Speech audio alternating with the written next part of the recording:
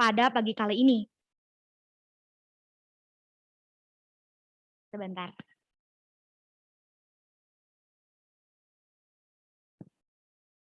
Oke. Nah, saya ulangi lagi, kesibukan atau kegiatan apa saja yang sekarang sedang dilakukan oleh ketiga narasumber? Untuk jawaban pertama, silakan dari Ketua DPRD Kabupaten Cianjur. Untuk Bapak Ganjar, dipersilakan. Bapak Ganjar.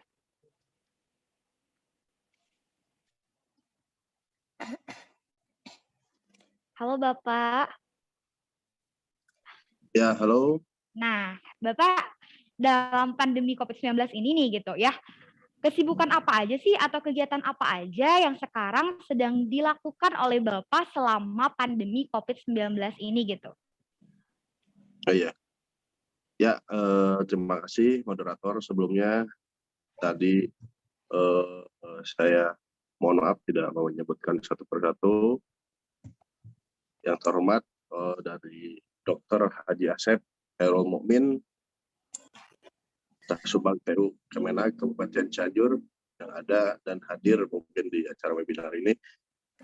Bapak Aibtu jajaran dari Kapolres, Pak Aibtu Ijang Purnama Bakti, Bapak Ibu Iketut Persa dan Tika Nurul Mabtuha. Dan terakhir mungkin dari Kepala Man 1 Cianjur, Ajah Herma Sophia. Terima kasih sudah mendukung acara ini dan bisa hadir bersama-sama dengan rekan-rekan semuanya.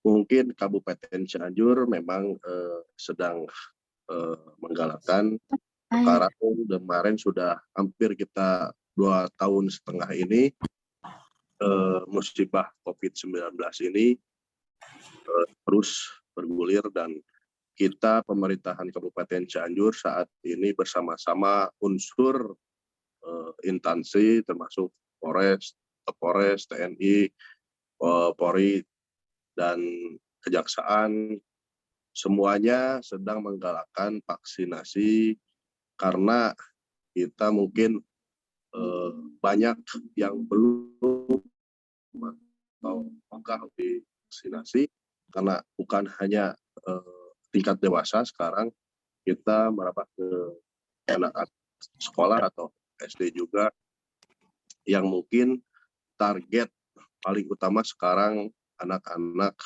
sekolah dasar yang selalu divaksinasi. Tentunya mungkin di tingkat kepolisian yang saya tahu memang sekarang lagi sibuk-sibuknya bukan hanya pemerintah daerah, bupati, DPRD sama-sama menggalakkan vaksin karena salah satu ikhtiar kita itu mungkin vaksinasi harus tercapai kalau bisa 100% di Kabupaten Cianjur karena pandemik 19 ini berbagai banyak varian dan memang harus kita cegah sampai ke akar dan sampai mungkin nanti menjadi endemik untuk di Indonesia dan di beberapa negara lain juga sudah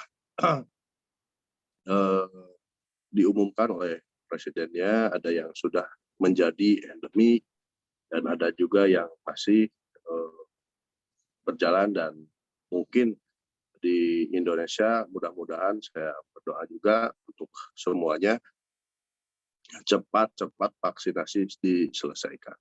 Untuk Cianjur mungkin kemarin di tingkat kecamatan sudah digalakkan juga untuk vaksinasinya. Mungkin nanti bisa ditambahkan juga itu sih yang kegiatan di DPRD kita bantu juga karena memang yang lebih terjun ke lapangan itu TNI Polri yang memang harus didukung oleh kita semua selain pemerintah daerah, beliau terus tiap hari tidak henti menggalakkan vaksinasi. Semoga di Kabupaten Cianjur cepat selesai. Itu moderator, mangga yang lainnya. Oke, luar biasa sekali ya Pak. Nah, mungkin untuk Ibu Nurul, gimana nih kegiatan atau kesibukan apa yang sekarang sedang dilakukan? Iya, Waktu di terima kasih untuk moderator yang telah memberikan kesempatan. Iya, kita akan mencoba menjawab untuk apa sebenarnya apa yang kita lakukan atau yang tugas kepolisian lakukan dalam situasi pandemi saat ini atau jenis varian baru. Sebetulnya tadi yang sudah disampaikan oleh Bapak Ketua DPRD itu sudah sangat mendukung. Saat ini keterkaitan dengan adanya varian baru itu antara Kabupaten Cianjur, kepolisian dan instansi dari Pemda Kabupaten Cianjur, TNI Polri, kita sedang mencanangkan vaksin, masih vaksin, dan kami dari Polri juga untuk ini menyiapkan penyuluhan-penyuluhan ke berbagai daerah atau ke wilayah-wilayah untuk memberikan penyuluhan dan memberikan kegiatan-kegiatan yang mendukung dengan pemberian adanya vaksin. Jadi dari pihak kepolisian kita melaksanakan penyuluhan bersama instansi-instansi terkait bekerja sama untuk mengutamakan sekarang pemberian vaksin dari vaksin 1 yang belum, mungkin vaksin kedua hingga vaksin ketiga. Jadi mungkin yang kegiatan yang dilakukan oleh kepolisian bisa ditambahkan. Di sini kebetulan juga ada Pak Kanit Kamsel yang selalu memberikan penyuluhan ke daerah-daerah atau ke sekolah tentang pentingnya vaksin. Dan sekarang yang ditambahkan itu adalah anak SD atau pelajar. Iya, mungkin bisa disambungkan ke Pak Kanit. Bisa.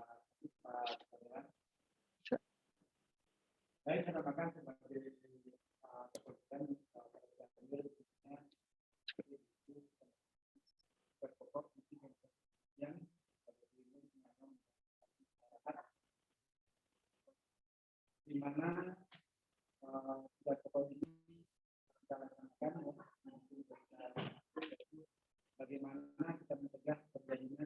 belum gangguan Kamtimas ya, ini sangat penting ya.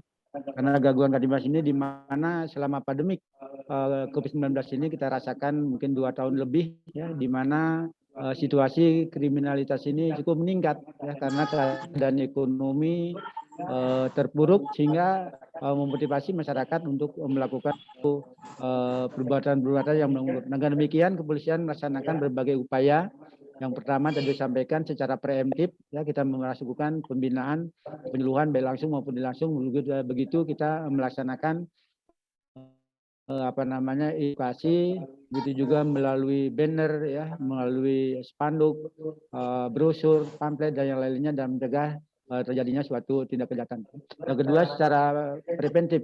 Nah, kita juga melaksanakan patroli, apalagi Cianjur ini sekarang ada namanya patroli Rautan Biru. Ini dilaksanakan pada waktu malam hari, juga ada namanya patroli Someah. Nah, ini dilakukan pada siang hari, ini dilakukan baik pagi maupun siang dan sore terhadap seluruh jajaran kepolisian ya, dari Polres Cianjur sampai dengan ke polsek-polsek. Yang ketiga yaitu kegiatan represif ya. Pertama preemptif, kedua preventif, yang ketiga represif. Ini kita juga melakukan tindakan-tindakan apabila sudah terjadinya gangguan nyata ya atau ancaman faktual. Ini telah dilakukan penindakan-penindakan walaupun pada pandemi ini kita melakukan kegiatan lebih dikedepankan edukatif ya, edukatif secara humanis ya, dalam rangka melakukan upaya-upaya penanganan gangguan Kamtimas di Kabupaten Cianjur. Nah, begitu juga tadi sudah disampaikan oleh Bapak Ketua Dewan, teman saya juga masalah vaksin. Nah, ini juga ada salah satu program di kepolisian ya, itu program 7 dari Kepolisian Republik Indonesia ya. Ini juga kita membantu membackup pemerintah terutama di Dinas Kesehatan untuk melaksanakan kegiatan vaksin. Ini setiap hari kita laksanakan baik di puskesmas ya, di gerai ya, atau tempat-tempat lain yang ditentukan, dan pelayanan ini juga dari anak-anak sampai dengan masyarakat yang dewasa. Alhamdulillah hasil evaluasi di Cianjur ini sudah mendekati 90% ya.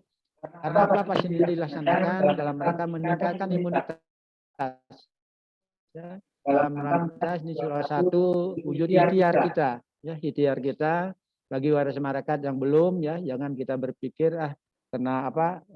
Walaupun divaksin juga kita kena. Nah, walaupun kita kena, kalau kita sudah divaksin ini kita tidak separah sebelum apa namanya atau tidak divaksin. Nah, ini sekarang alhamdulillah Cianjur sudah mau mendekati 90%. Mudah-mudahan nanti bisa tercapai 10% sehingga apabila kita terpapar juga tidak separah sebelum kita vaksin. Nah, kami mengajak kepada warga masyarakat baik anak-anak usia 6 sampai 12 tahun dan begitu juga Bapak dan Ibu lansia, bagi yang belum ya kita tunggu untuk mengikuti vaksin ini. Mudah-mudahan dengan vaksin ini kita tidak terpapar. Yang pertama, yang kedua mudah-mudahan COVID-19 ini tetap hengkang dari dunia, ya dari muka bumi ini, bukan Cianjur, mungkin seluruh dunia. Sehingga kita sebentar lagi melaksanakan hari raya apa namanya bulan suci puasa, begitu juga Idul Fitri, insya Allah bisa dilaksanakan nanti dengan normal kembali apabila masyarakat ini mematuhi daripada protokol kesehatan. Ini sangat penting. Pakai masker, jaga jarak, jauhi kerumunan, kurangi mobilitas. Nah, apabila tidak ada kepentingan yang sangat mendadak, ya lebih baik kita tinggal di rumah. Ya, jangan sampai kita sekarang imunitas kuat, ya kita apa namanya, walaupun kita apa namanya terpapar karena ada istilah terpapar tanpa gejala ini, nah ini sangat bahaya. Jangan sampai kita dari luar ke rumah ada anak, ada istri, ada keluarga, jangan sampai nanti mereka yang terpapar di rumah. Ini kita tidak mengharapkan. Makanya dengan demikian kami mengajak kepada seluruh warga masyarakat Cianjur untuk senantiasa patuh dan taat kepada protokol kesehatan, begitu juga patuh terhadap aturan-aturan yang ada. Kami mengharapkan Bapak-bapak dan Ibu yang mengikuti webinar pada ini jangan takut sama polisi, ya, karena polisi melaksanakan tugas apa yang telah diamanatkan oleh undang-undang, ya, itu jangan takut, ya, kita takut sama aturan-aturan yang telah ada, ya, baik perundang-undangan, ya, maupun peraturan-peraturan daerah yang sudah ada. Mungkin itu yang disampaikan sementara, dan nanti mungkin pada iteratif kita coba. Terima kasih.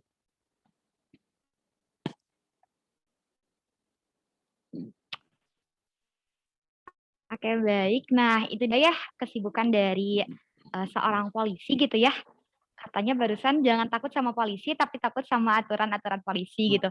Kalau misalnya takut sama aturan-aturan polisi, berarti itu bagi teman-teman yang memang tidak, bagi teman-teman yang melanggar normanya, itu baru harus takut tuh. Bagi teman-teman yang tidak melanggar norma, ngapain harus takut gitu kan ya? Punya SIM, punya lain sebagainya gitu ya. Kalau nggak punya SIM, takut di jalan itu pasti takut banget gitu. Nah, untuk ini nih, untuk seorang aktivis muda, Kang Saiman Nur Iksan, apa aja nih kesibukan atau kegiatan yang sekarang sedang dilaksanakan gitu? Silakan, Kang. Oke, baik. Untuk kesibukan akhir-akhir ini tadi sudah saya sampaikan mungkin ya.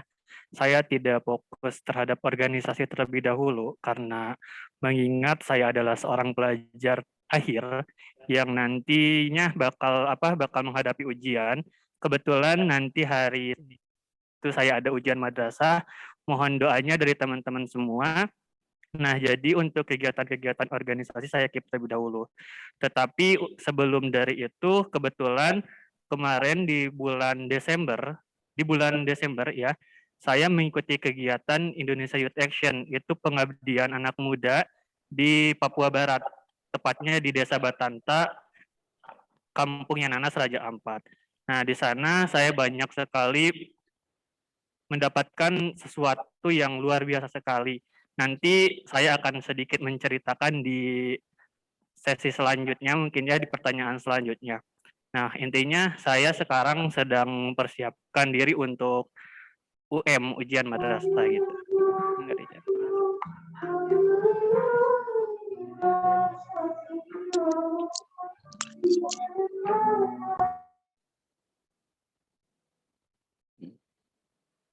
Nah, itu dia kesibukan dari seorang Kang Saiman Nur Iksan ya. Beliau sekarang sedang di-skip dulu katanya untuk organisasi yang dan ya sekarang lagi fokus di ujian madrasahnya. Dan yang saya ketahui, doain sama teman-teman semua ya, ini banyak sekali, lebih dari 40 orang gitu. Beliau bercita-cita kuliah ke luar negeri, yaitu negara Turki.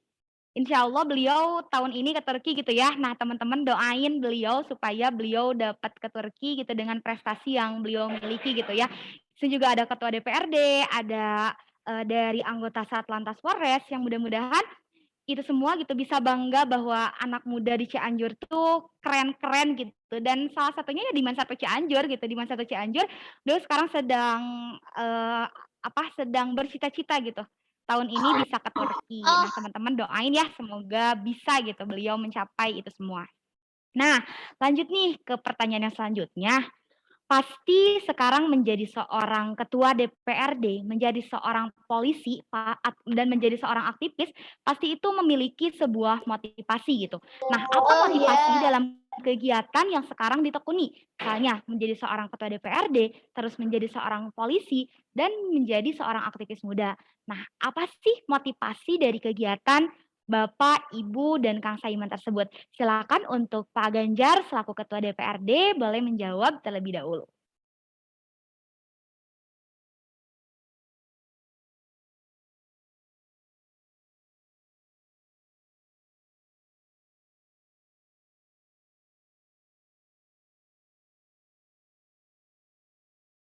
Mohon maaf suaranya dikencengin.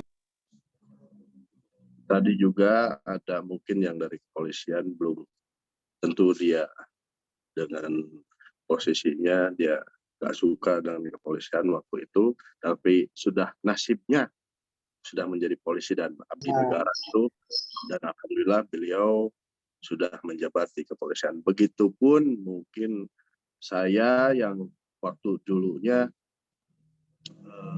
tidak kepikiran menjadi seorang politisi, dan alhamdulillah setelah seiring berjalannya waktu dari tadi saya menjadi guru honorer dan sempat untuk menambah kebutuhan saya menjadi di event organizer di salah satu IO di Cianjur untuk menambah kehidupan atau bekal saya.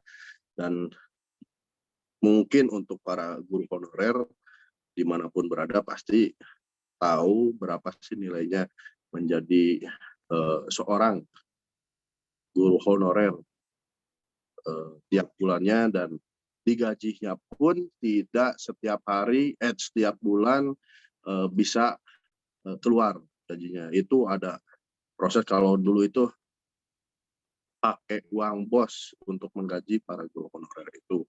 Kalau bisa dibayarkan 300.000 satu bulannya, dikali 3 bulan sekali 900.000, dan tidak cukup untuk isi pulsa pun mungkin waktu itu, isi pulsa ataupun untuk jalan-jalan waktu itu.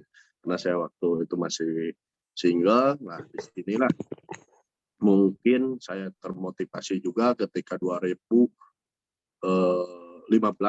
setelah Pilpres 2014 ada salah satu kader muda yaitu Gerindra Masa Depan di salah satu partai, di Partai Gerakan Indonesia Raya. Saya di Partai Gerindra, dan alhamdulillah sampai sekarang masih dipercayai. Nah, mungkin salah satu motivasi saya waktu itu, saya bekerja ataupun di Partai Gerindra ini melampaui atau bisa bertahap gitu, tidak langsung menjadi seorang politikus. Saya juga di sana itu menjadi kader muda, menjadi tenaga ahli di DPP Partai Gerindra waktu di Jakarta. Saya selama kurang lebih dari 2016 mulai bekerja di DPP Partai Gerindra sampai 2019. Karena waktu itu saya juga menjadi tenaga ahli di DPP Partai Gerindra, dan saya juga jadi koordinator untuk Manado dan Papua. Dan waktu tahun 2019 kemarin ada pencalegan, dan saya pun di situ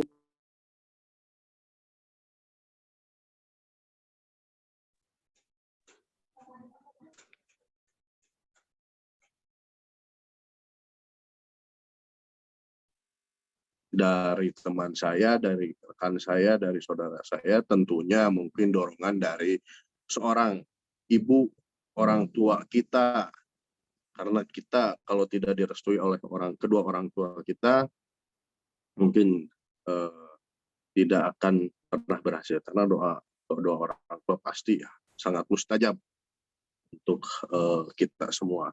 Nah, disitulah 2019 saya memutuskan, karena saya sudah direstui orang tua, waktu itu sudah direstui orang tua, saya mencalonkan diri dan direstui juga oleh para pimpinan saya di Partai Gerindra di pusat, dan saya kembali ke daerah karena saya mengambil DPRD Kabupaten Cianjur di waktu itu.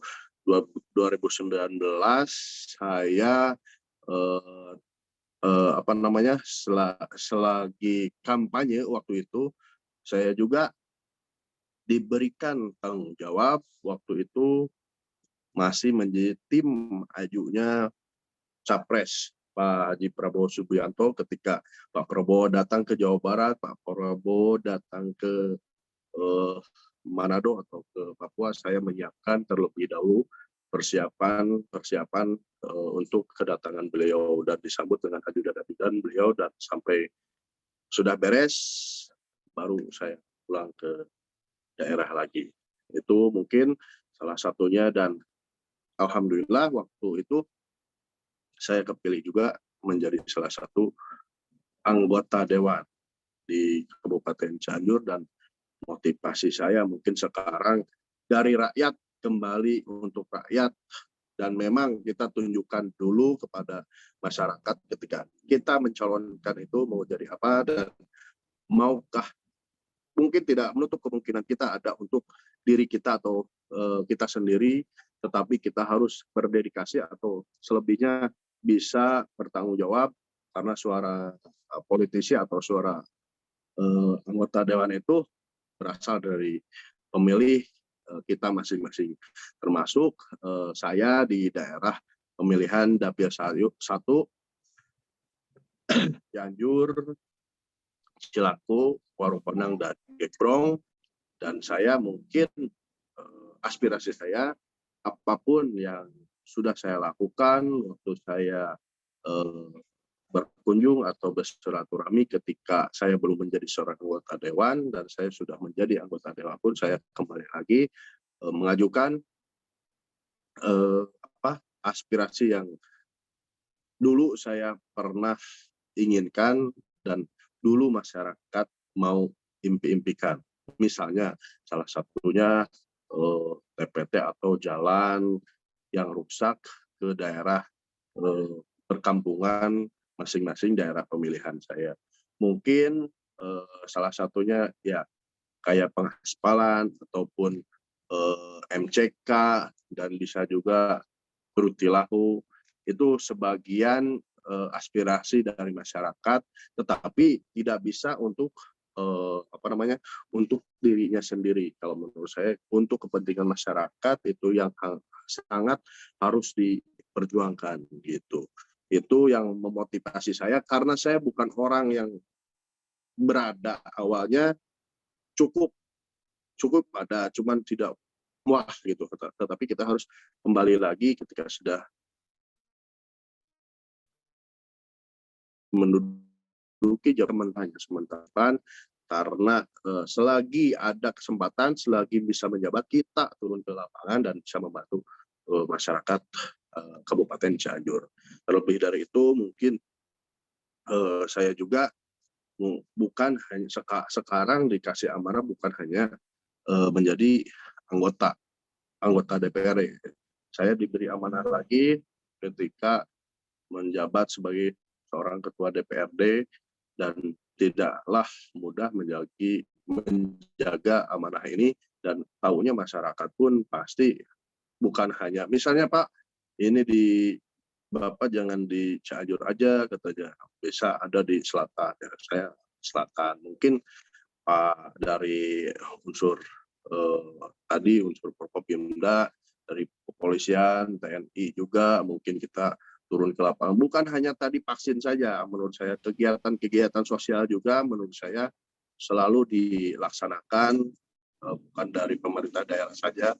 TNI punya program sendiri, Polri punya program studi, dan itu semata-mata untuk memotivasi juga kepada masyarakat, dan itulah dedikasi dari kita masing-masing. Dan perlu kita ketahui juga, saya dulunya juga Pak Ketut, Bu Nurul, masa dulunya saya juga daftar 3 kali, 2 kali di Polri, 1 kali di TNI. Dan Tuhan berkata lain, nasib saya bukan di TNI atau di Polri, nasib saya mungkin di politikus yang masih baru, dan alhamdulillah sampai saat ini saya bisa berdiri di sini karena doa dan dukungan dari keluarga masyarakat Cianjur, tentunya dari kedua orang tua saya yang selama ini sudah menjadikan saya seperti ini. Dan mungkin adik-adik juga yang mungkin ke depannya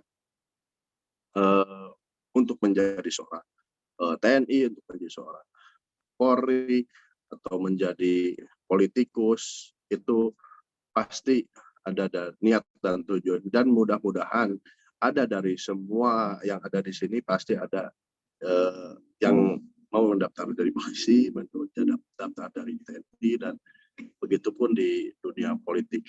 Tapi kalau dunia politik kitanya harus cermat, dan harus kita bisa membaca situasi politik yang ada di daerah masing-masing. Itu saja mungkin motivasi saya jadi seorang anggota DPRD Kabupaten Cianjur, dan selebihnya mungkin ada dari rekan-rekan yang lainnya itu. Terima kasih, moderator. Oke, terima kasih kepada Bapak Ganjar selaku Ketua DPRD Kabupaten Cianjur. Wah, luar biasa sekali ya motivasi dan faktor pendorong beliau sekarang menjadi Ketua DPRD gitu. Termasuk saya sendiri menyaksikan beliau merintis mulai dari seorang guru honorer, itu kalau nggak salah beliau tuh jadi guru olahraga gitu kan, yang waktu itu saya masih kelas 5 atau kelas 6 gitu tuh. Saya diajar sama beliau gitu, kemana-mana sama beliau, kayak lintas alam sama beliau gitu, dan tiba-tiba ya Allah guru saya gitu udah menjadi ketua DPRD gitu. Gitu sih. Nah, gimana nih untuk Bu Nurul, ke motivasi dalam kegiatan yang sekarang ditekuni, dan faktor pendorong apa sih yang sekarang menjadikan Bu Nurul menjadi seorang anggota Polri gitu.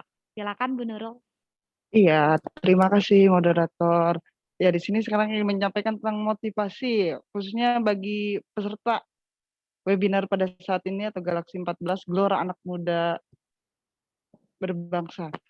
Jadi kalau misalnya untuk motivasi, seperti yang telah disampaikan oleh Bapak Ketua DPRD, kita dari setiap manusia itu pasti memiliki keinginan dan cita-cita yang berbeda-beda pastinya. Ada yang ingin jadi polisi atau tentara atau dan lainnya. Dan semua cita-cita itu pasti cita-citanya yang bagus kan. Gak ada yang cita-citanya jadi penjahat atau jadi apa-apa, yang penting pasti niatnya bagus. Nah, di sini saya ingin menyampaikan, sehingga saya menjadi seperti ini, awal mulanya juga kita butuh perjuangan. Jadi bagi adik-adik sekarang yang mengikuti saat ini yang sedang mempunyai cita-cita ingin menjadi apapun nantinya, kita harus tetap niatkan dalam hati dulu, dan apa yang kita inginkan harus sejalan dengan apa yang kita rencanakan. Jadi berencana dari awal, dari sekarang menyiapkan sehat, tenaga, pikiran. Yang utama itu adalah belajar. Jadi kalau misalnya sekarang sudah memasuki jenjang SMA atau sederajat, kedepannya itu pasti sudah ada pemikiran kita mau jadi apa, masa depan kita apa. Tapi percayalah, tetap Tuhan itu atau Allah Subhanahu wa Ta'ala itu sudah memberikan jalan yang terbaik untuk kita nanti. Menceritakan jejak atau perjalanan saya sebelum saya menjadi seorang polisi wanita. Pada saat itu saya lulus SMA atau aliyah di Bogor pada tahun 2005. Nah, setelah lulus saya berusaha mendaftarkan diri pada saat dulu itu STPDN atau sekarang menjadi IPDN. Nah, mungkin rezeki saya bukan di sana. Pada saat saya mencoba peruntungan di STPDN ternyata bukan rezeki, dan akhirnya saya gugur di tes terakhir. Dan pada saat itu sempat down lah ya, sebagai anak-anak muda saat itu masih labil. Jadi sempat down beberapa saat, namun ketika itu ada sosok sahabat yang selalu mendukung, dan orang tua. Jadi yang memberikan motivasi, ayo jangan jangan diam saja gitu. Kita harus tetap berdiri walaupun saat itu ya sangat luar biasa, kecewa mungkin saat itu. Tapi pasti ada, di saat kita terpuruk pasti ada pelangi yang indah di depan. Jadi saya sempat bekerja di salah satu toko atau gerai kamera Fuji Film, di mana saat itu sehari itu dengan gaji yang sangat minim sekali. Karena saya pun lahir dari keluarga biasa atau wira swasta, dan kita hanya ingin, pada saat itu pikiran saya hanya ingin membahagiakan orang tua gitu kan. Tapi perjuangan, dan pada saat itu juga adik kebetulan ada pengumuman lah selebaran di sekolahan katanya. Ada pendaftaran anggota kepolisian. Saat itu dengan mengucap bismillah, saya memohon izin kepada orang tua, bagaimana nih kalau saya ikut daftar kepolisian. Dan saat itu orang tua langsung, iya enggak. Dan saat itulah motivasi itu hadir. Alhamdulillah saya mengikuti tes, dari step by step-nya, tes untuk memasuki kepolisian itu yang tidak mudah menurut saya saat itu, dari tes kesehatan, jasmani, olahraga, dan semuanya, hingga pendidikan pelajaran. Pada saat itu ada tesnya, dan alhamdulillah saya memulai tes itu di akhir Desember 2005 dan mencapai kelulusan itu di bulan Maret tahun 2006. Jadi proses dari awal pendaftaran sampai dengan masuk ke pelatihan atau ke pendidikan sekolah polisi wanita kurang lebih 3-4 bulan saat itu. Dan saya melaksanakan pendidikan di sekolah polisi wanita tahun 2006, tepatnya di bulan Maret tanggal 6 saya masuk Sepolwan di daerah Ciputat, karena saat itu sekolah polisi wanita hanya satu di Indonesia, dan itu adanya di Sepolwan di Ciputat. Jadi memang di sana selama melaksanakan pendidikan kurang lebih hampir 7 bulan saya melaksanakan pendidikan, dan setelah lulus saya kembali ke daerah Jawa Barat. Jadi untuk proses pendaftaran, pada saat itu saya melaksanakan proses pendaftaran itu di daerah Jawa Barat masing-masing. Jadi saya asli Bogor, cuman saya daftar di Polda Jawa Barat di Bandung. Jadi saya melaksanakan di Bandung. Dan setelah mengikuti pendidikan, saya kembali ke daerah karena dikembalikan ke daerah masing-masing. Jadi kembali ke daerah Jawa Barat, dan sebelum dilantik resmi menjadi seorang polisi, saya melaksanakan magang. Dan pada saat itu kebetulan juga magang saya di Polres Cianjur, dan hingga dilantik di tahun 2006 saya dilantik resmi menjadi seorang anggota polisi Republik Indonesia tahun 2006. Nah, jadi di sini untuk para generasi muda saat ini yang ingin mempunyai atau yang ingin mengejar cita-cita, tetap semangat, berikan yang terbaik. Betul apa yang tadi disampaikan oleh Bapak Ketua DPRD, utamakan doa orang tua, apalagi ibu. Jadi berbuat baiklah kepada orang tua kita dan selalu meminta doa kepada mereka, karena doa mereka lah yang akan mengantarkan kebaikan untuk kita di kemudian hari. Jadi buat adik-adik sekarang atau para peserta webinar pada saat ini, saya memotivasi apapun cita-cita adik-adik kelak nanti, ingin jadi apapun, jadilah yang terbaik versi adik-adik sendiri, tetap semangat, jangan pernah putus asa. Kalau gugur, lanjutkan, semangat lagi, jangan sampai down atau menjadi nggak mau, kemarin nggak lulus, nggak mau, jangan seperti itu. Jadi tetap kalau ada kesempatan, ikuti alurnya, ikuti prosesnya, dan insya Allah apa yang kita lakukan, usaha yang kita lakukan pasti akan menghasilkan yang terbaik untuk kita. Ya mungkin moderator, motivasi saya sampai situ, dan yang intinya semangat, berikan yang terbaik untuk diri sendiri dan keluarga. Oke, luar biasa banget ya dari Bu Nurul ini gitu. Bisa kita ambil bahwa tidak harus sekarang berdarah biru untuk menjadi seseorang yang sukses gitu.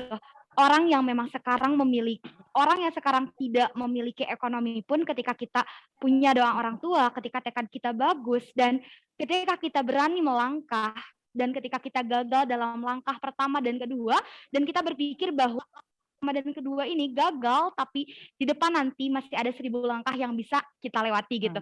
Jadi untuk hadirin sekalian, kita sebagai anak muda gak boleh yang namanya aku takut ini karena orang tua aku nggak punya, ini aku nggak punya. Ketika teman-teman dan kita semua punya keinginan, Allah itu maha adil kok gitu.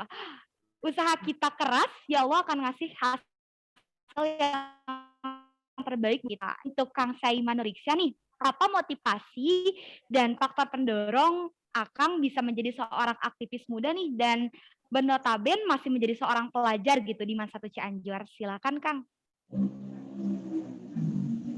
Oke, baik.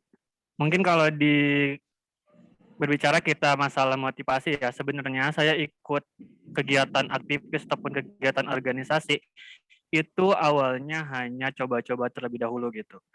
Ya mungkin karena coba-coba terus udah nyaman sayang gitu. Jadi gak mau meninggalkan. Dari awal memang ketika saya dulu sekolah di Tasik, itu saya tidak mengikuti organisasi apapun. Saya bukan seorang aktivis apapun. Tetapi ketika saya SMP waktu itu di Islam Cendekia Cianjur, saya mengikuti salah satu organisasi OSIS dan juga organisasi Kepalang Merahan. Nah, waktu itu awalnya cuma ikut-ikutan aja gitu untuk untuk kesibukan lah. Karena anak-anak boarding gitu kalau cuma pulang pergi sekolah terus asrama itu gabut gitu. Jadi saya mencoba kesibukan dengan mengikuti organisasi gitu. Nah, waktu itu kebetulan waktu kelas 7 di kegiatan Kepalang Merahan itu ada yang namanya proses pelantikan duta konselor sebaya. Nah, di sana saya juga mencoba ikut dari proses seleksi itu dan alhamdulillah terpilih gitu. Jadi salah satu yang terbaik juga yang mewakilkan sekolah buat ke jenjang yang selanjutnya gitu. Terus lanjut ke kelas 8, ini dimulai dari dari tanggung jawab saya mungkin ya, sudah ngerasa bahwasannya saya itu sudah mempunyai amanah yang luar biasa ketika saya diamanahi menjadi seorang ketua OSIS gitu. Nah, di sini yang awal-awalnya saya itu hanya coba-coba aja ikut organisasi, jadi merasa bahwasanya organisasi ini adalah salah satu hidup saya gitu. Dan juga tanpa dipungkiri juga bahwasanya jati diri saya, karakter saya itu terbentuk karena organisasi ini gitu. Dan itu juga salah satu hal yang membuat saya itu semakin tidak mau lepas dari organisasi. Saya awalnya ketika lulus di salah satu di SMP tersebut, saya ingin berhenti dari organisasi, tetapi tidak bisa gitu. Perlu teman-teman ketahui, waktu itu saya sebelum ke Man 1 Cianjur, kebetulan saya sekolah di salah satu SMA di Lembang terlebih dahulu. Jadi saya itu di Man 1 Cianjur adalah murid baru. Nah, di SMA di Lembang tersebut saya tidak mengikuti kegiatan organisasi apapun. Bahkan eskul pun tidak ada gitu. Nah, itu saya ngerasa bahwasannya wah ada yang kurang nih. Nah, akhirnya mungkin qadarullah saya harus pindah sekolah dan akhirnya saya pindah ke Man 1 Cianjur. Saya mencoba membangun jati diri saya lagi. Saya mencoba nyari karakter saya lagi gitu. Saya mengikuti berbagai organisasi dimulai dari Paskibra di Man 1 Cianjur, terus juga dari Kepalang Merahan juga, dan di luar di Forum Remaja Palang Merah itu saya ikuti gitu. Nah, terus ketika kelas 11 waktu itu, alhamdulillah saya dikasih kesempatan untuk bisa mengikuti kegiatan organisasi OSIS lagi gitu. Karena waktu kelas 10 waktu itu sudah telat, jadi saya tidak bisa mengikuti kegiatan OSIS. Nah, waktu kelas 11 alhamdulillah saya dipercayai langsung menjadi wakil ketua 1 juga di OSIS gitu. Mungkin ini salah satu modal dari pengalaman saya juga gitu, teman-teman. Nah, terus juga terlepas dari itu saya tidak hanya di sekolah aja gitu. Saya tidak hanya berpuas diri di sekolah aja. Saya mencoba lagi nyari nih di luar sekolah di Kabupaten Cianjur khususnya. Pertama itu ada di Forum Anak Cianjur kalau misalnya teman-teman. Nah, kebetulan tapi memang belum rezeki ketika itu di Forum Anak Cianjur saya tidak lolos. Tetapi saya lolosnya itu di salah satu forum juga yang memang itu menjadi passion saya gitu. Terus tidak lama setelah itu saya ikut Forum Pelajar Sadar Hukum Jawa Barat dan alhamdulillah juga terpilih menjadi wakil ketua 2 di Forum Pelajar Sadar Hukum Kabupaten Cianjur. Nah, setelah itu saya juga mencari lagi nih relasi yang lebih luas. Tadi mungkin sekolah sudah, kabupaten udah, Jabar udah. Saya mencoba lagi nyari nih organisasi yang tingkatnya lebih tinggi lagi. Yaitu saya menemukan Indonesia Youth Action gitu. Nah, alhamdulillah di Indonesia Youth Action ini banyak sekali hal-hal yang saya dapatkan. Dari mulai kita bertemu dengan teman-teman di seluruh Nusantara, terus kita bisa berbaur sama mereka, tidak hanya pelajar aja gitu.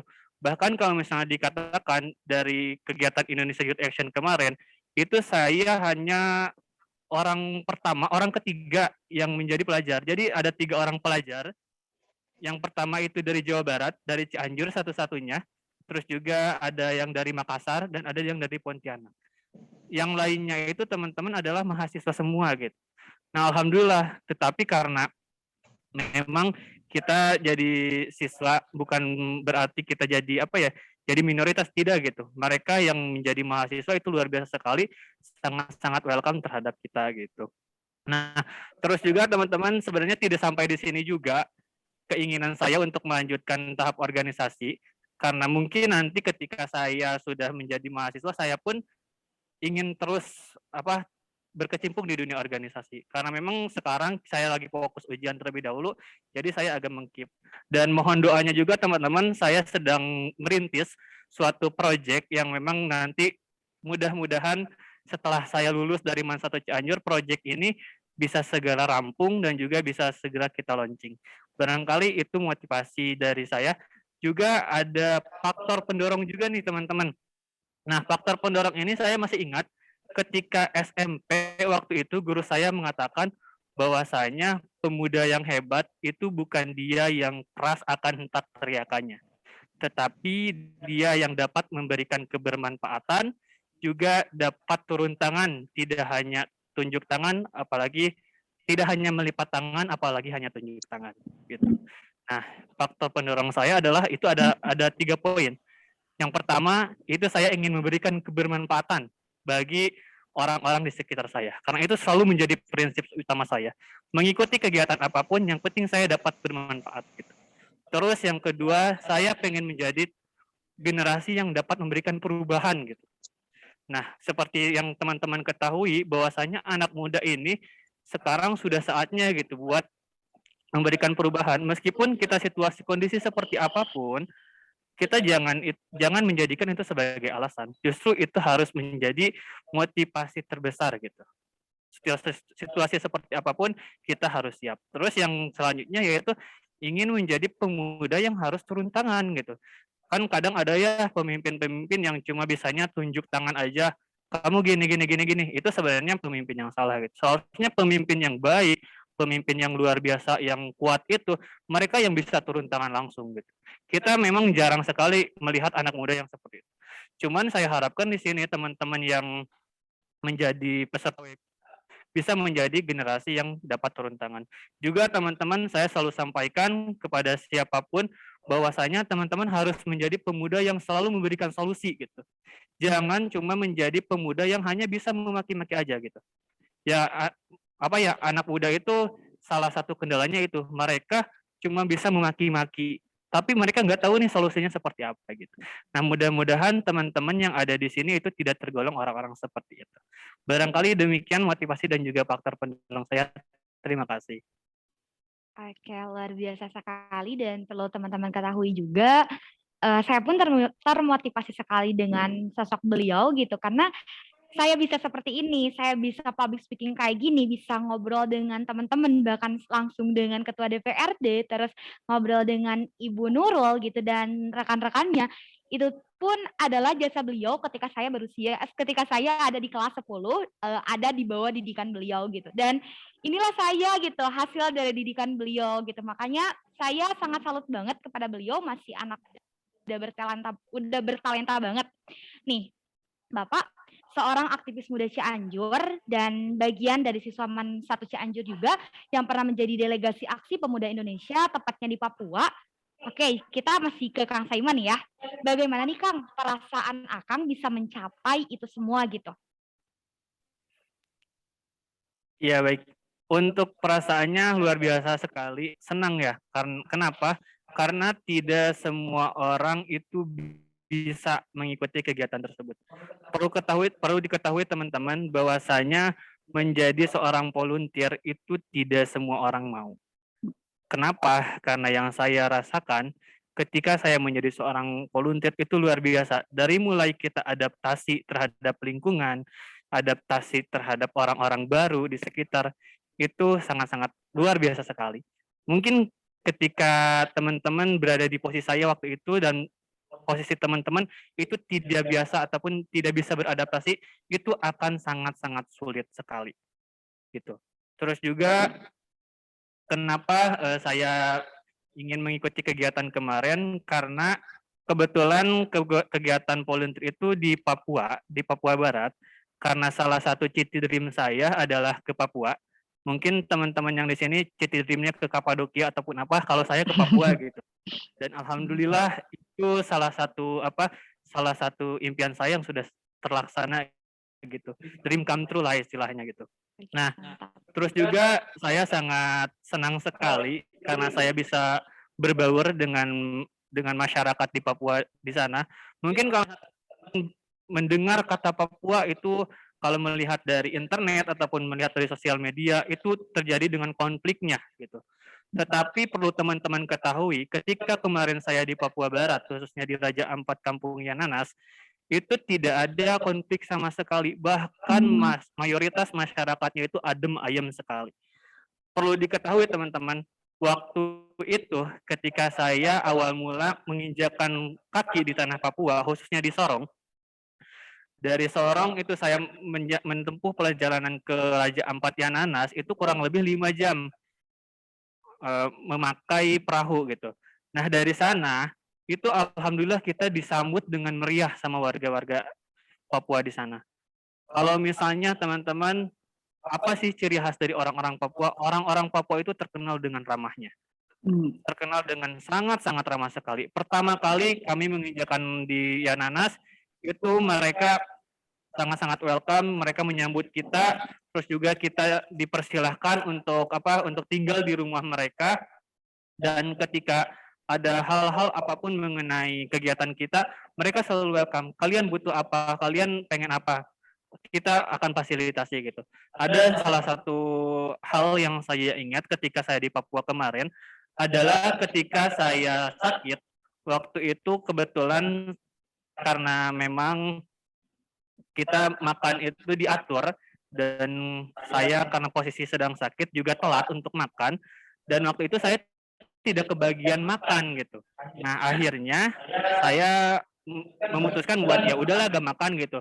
Tetapi waktu itu saya ingin mandi terlebih dahulu dan kita mandi itu nggak di rumah masing-masing ya, tapi kita mandi juga ikut di rumah warga gitu. Makanya luar biasanya masyarakat Papua itu ini sangat-sangat welcome sekali. Ketika saya mandi waktu itu ada mama papa di Papua sana itu bilang gini, tadi kenapa mukanya pucat gitu kan, waktu itu saya lagi sakit. Belum makan ya katanya. Saya bilang dengan sebenarnya gitu, iya saya belum makan. Ya udah kamu sekarang mau ngapain? Saya bilang saya mau mandi. Ya udah kamu sana mandi dulu, nanti mama siapin makanan. Nah, dikira saya itu disiapin makanan itu makanan biasa aja ataupun ya cuma omongan doang gitu. Tapi ternyata ketika saya mandi dan saya beres, itu semua di rumah tersebut itu makanan ada semuanya khas Papua, dari mulai papeda, terus ada yang lainnya. Itu mereka siapkan luar biasa sekali. Karena waktu itu juga saya tidak mungkin makan sendiri gitu ya. Saya mencoba untuk ngajak nih teman-teman yang lain delegasi dari Indonesia Youth Action gitu.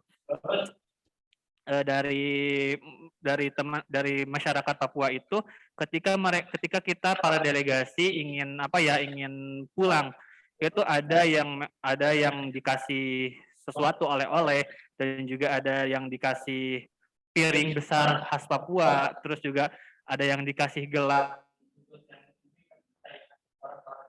yang khusus yang mungkin kepercayaan orang-orang Papua sana itu untuk perlindungan gitu. Terus juga luar biasa sekali di Papua itu toleransinya itu sangat-sangat luar biasa gitu. Kalau misalnya dikatakan masyarakat Kampung Yananas kemarin itu mayoritas memang nonis, tetapi mereka tidak tidak melihat tentang hal itu gitu. Mereka tetap toleransi terhadap kita. Bahkan ada juga yang memang Muslim, meskipun mereka di sana minoritas, tetapi ketika saya survei ke sana gitu ya, ternyata masyarakat Papua itu tidak mempermasalahkan hal itu gitu. Dan ada juga hal-hal yang memang banyak sekali yang membuat saya sangat-sangat tidak bisa melupakannya Nanas. Di antaranya tadi juga saya pernah menjadi pembicara motivator di salah satu SMA gitu. Kebayang nggak sih teman-teman, saya jadi anak SMA juga saya harus memotivasi anak-anak SMA lagi gitu. Kayak istilahnya kita itu satu sebaya, cuman ya kecanggungan ataupun ketidakenak pun gitu. Ya mungkin nanti dari teman-teman semua barangkali ada yang berminat untuk seperti saya mengikuti kegiatan Indonesia Youth Action seperti di Papua kemarin, boleh teman-teman ikuti juga nanti di bulan Juni kita ada kegiatan ke Sumba kebetulan. Nah ini bukan hanya untuk pelajar saja, tetapi boleh untuk para mahasiswa, juga untuk para yang sudah bekerja, karena Indonesia Youth Action ini dari umur 14 sampai 35 tahun itu bisa mengabdikan diri gitu. Barangkali demikian itu motivasi dan juga faktor pendorong dari keinginan saya menjadi aktivis. Terima kasih.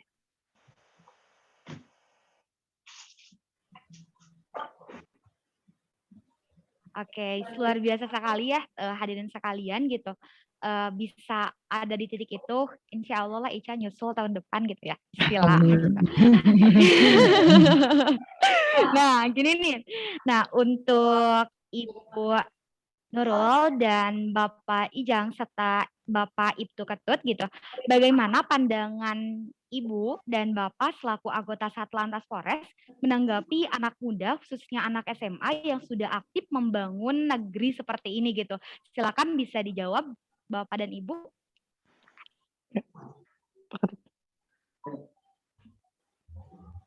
Baik, terima kasih Bapak Operator ya. Saya mengharapkan nanti di Cianjur Indonesia bisa muncul saiman-saiman yang lain ya. Kita mengharapkan ya bisa mengikuti apapun bidangnya ya, apapun bidangnya, bidangnya lain mungkin bidang industri ya, bidang pertanian atau yang lain silakan ya muncul. Nah, bagaimana caranya muncul ini? Tentunya harus datang dari diri sendiri ya, dari diri sendiri. Sebelum saya menyampaikan motivasi, saya ada pesan-pesan dulu kepada pendengar atau yang mengikuti webinar tadi. Tadi yang pertama tentunya kita tadi sudah disampaikan, kita jangan sampai melawan kepada orang tua, karena orang tua ini doanya sangat mujarab, itu yang pertama. Yang kedua, mari tingkatkan keimanan dan ketakwaan kita ya, karena walaupun bagaimana tetap kita hanya yang kita laksanakan hanya upaya atau ikhtiar, tetap ketentuan ada di atas ya, di Allah Subhanahu wa taala. Ini juga yang ketiga. Nah, di sini ya dalam motivasi saya mengharapkan kepada adik-adik semuanya terutama ikut ini, yang pertama jangan sampai kita lari kepada minuman-minuman keras. Nah, ini saya sedikit. Kedua, kalau bisa jangan merokok dulu ya. Mungkin Pak Saiman ini juga tidak mungkin merokok mereka ya. Nah, jangan merokok dulu, jangan lari minuman keras. Begitu juga dalam pergaulan ya. Dalam pergaulan ini, karena sekarang di era digital ini juga kita harus hati-hati, jangan sampai nanti kita dibawa kepada perbuatan-perbuatan yang menyimpang, karena ada istilahnya ada teman-teman kita ya kadang-kadang yang membawa ke hal yang negatif ya dengan menggunakan IT yang ada. Nah, ini juga kita harus antisipasi ya. Begitu juga sekarang ini kan kita lihat generasi muda kadang-kadang seperti sekolah aja sekarang hanya sekolah aja, tujuan ke depannya itu apa, kadang-kadang saya nanya tujuannya apa sih, kadang-kadang mereka belum tahu gitu ya. Nah, saya mengharapkan rekan-rekan dari sekarang sudah mempunyai cita-cita ya, walaupun nanti menentukan hasilnya memang Allah, kita tetap di sini kita berupaya, kita ikhtiar ya. Nah, saya sendiri dulu itu nggak motivasinya menjadi polisi, sebelumnya nggak tahu sih apa sih tugas polisi gitu, karena kebetulan saya waktu dari SD kelas 4 saya sudah ikut organisasi di Kecamatan. Sampai sekarang ini saya masih ikut, saya di luar Cianjur di Komlatih ya. Saya masih ikut, itu yang motivasi saya juga dulu aktif di Pramuka, di PKS, di PMR, ya, di bela diri ya.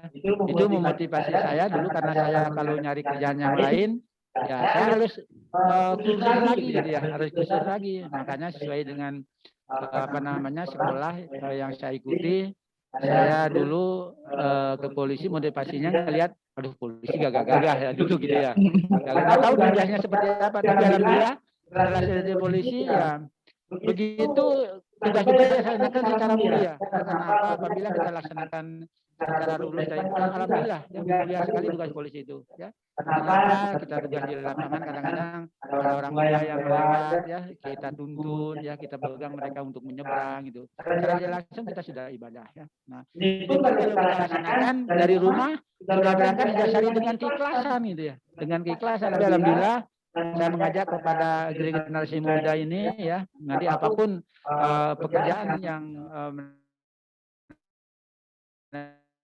mereka geluti kita berangkat hanya tujuan ibadah ya. Kita jangan tujuan yang lain. Kalau kita tujuan yang lain tentunya nanti kalau tidak tercapai dan tidak ada hasilnya akhirnya kita pulang ke rumah menggerundal. Nah, ini juga diharapkan rekan-rekan adik sekalian nanti apapun profesinya kita berangkat dari rumah bismillah dan tujuannya ibadah ya karena rezeki yang didapatkan bukan hanya materi saja, umur, kesehatan, kita bisa secara lain itu rezeki ya. Nah itu. Itu juga untuk kita sukses ya. Untuk sukses saya diajarkan di Pramuka juga ada 6 keterampilan yang kita harus miliki.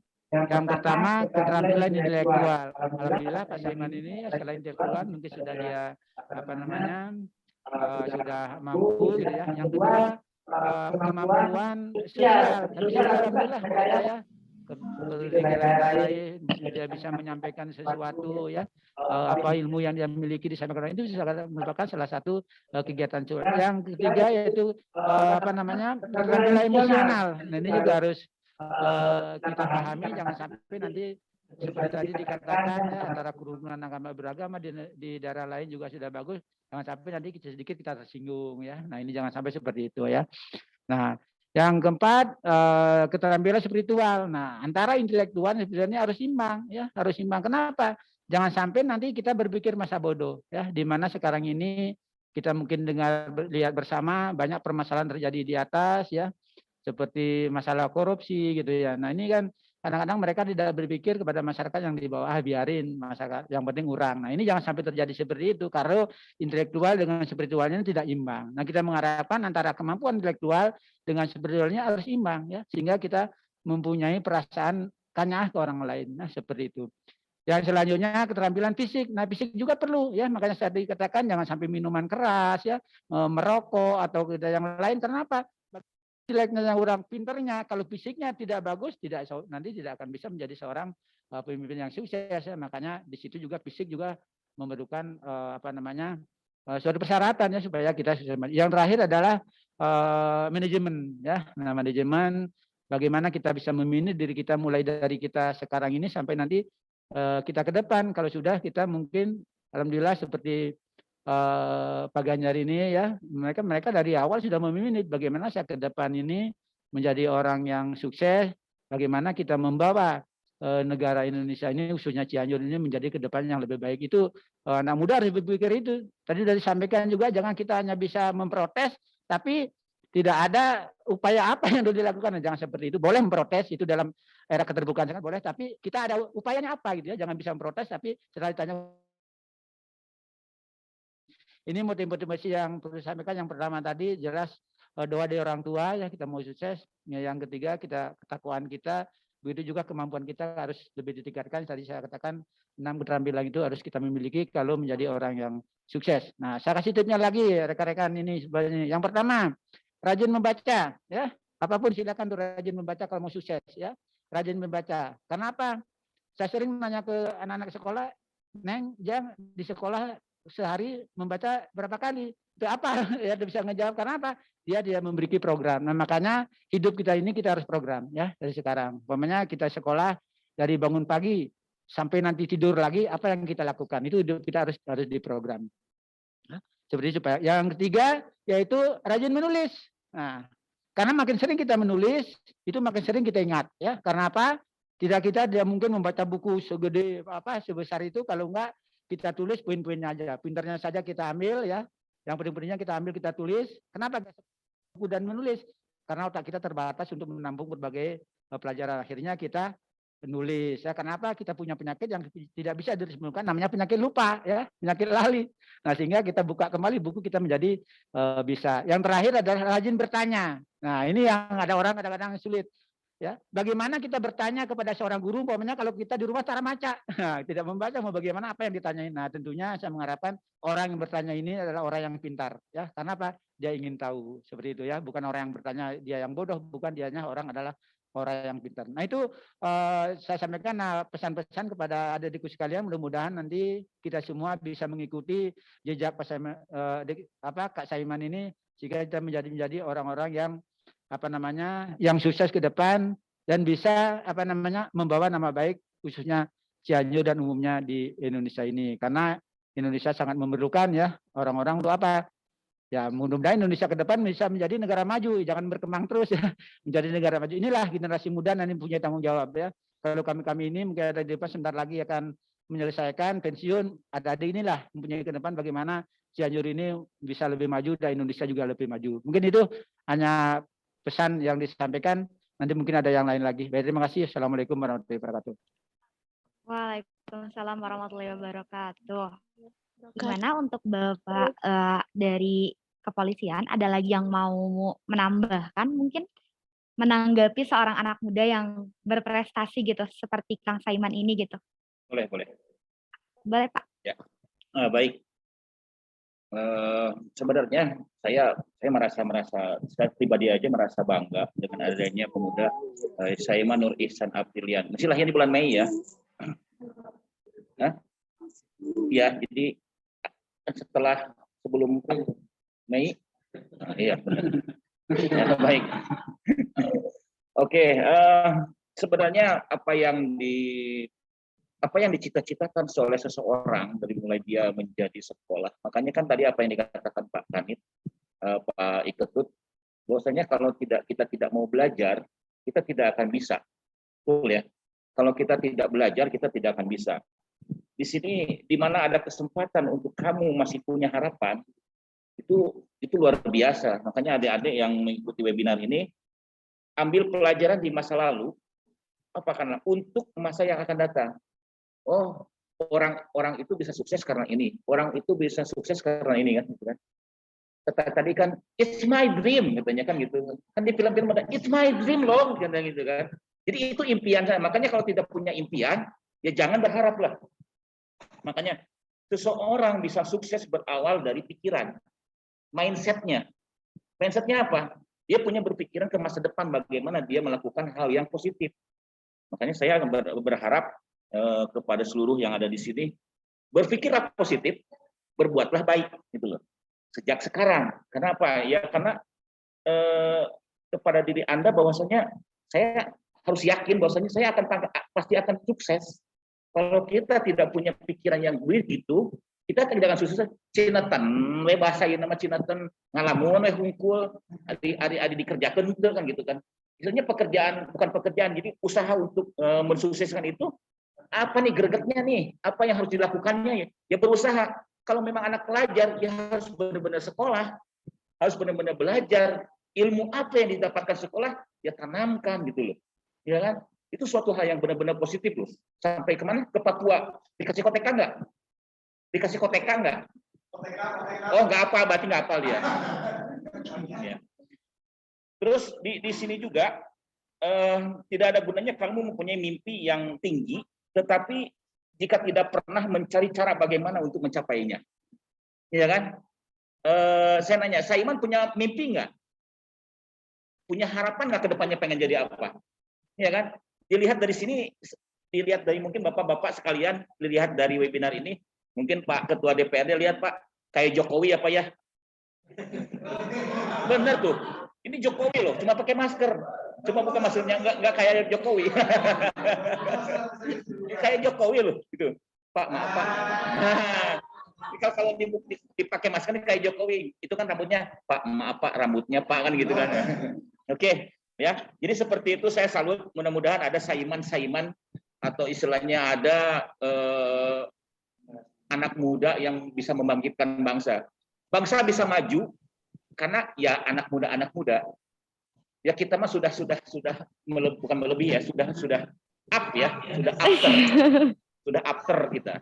Jadi pada intinya kalianlah sebagai generasi muda yang meneruskan perjuangan kami. Dulu orang-orang memperjuangkan merah putih dengan mati-matian, ya kan? Orang memperjuangkan ketataan negara. Kalau bahasa sekarang NKRI harga mati kan seperti itu. Dulu memperjuangkan yang namanya merah putih bisa berkibar di suatu kota. Itu luar biasa perjuangannya. Sampai-sampai maka kenapa di Surabaya dikatakan kota pahlawan?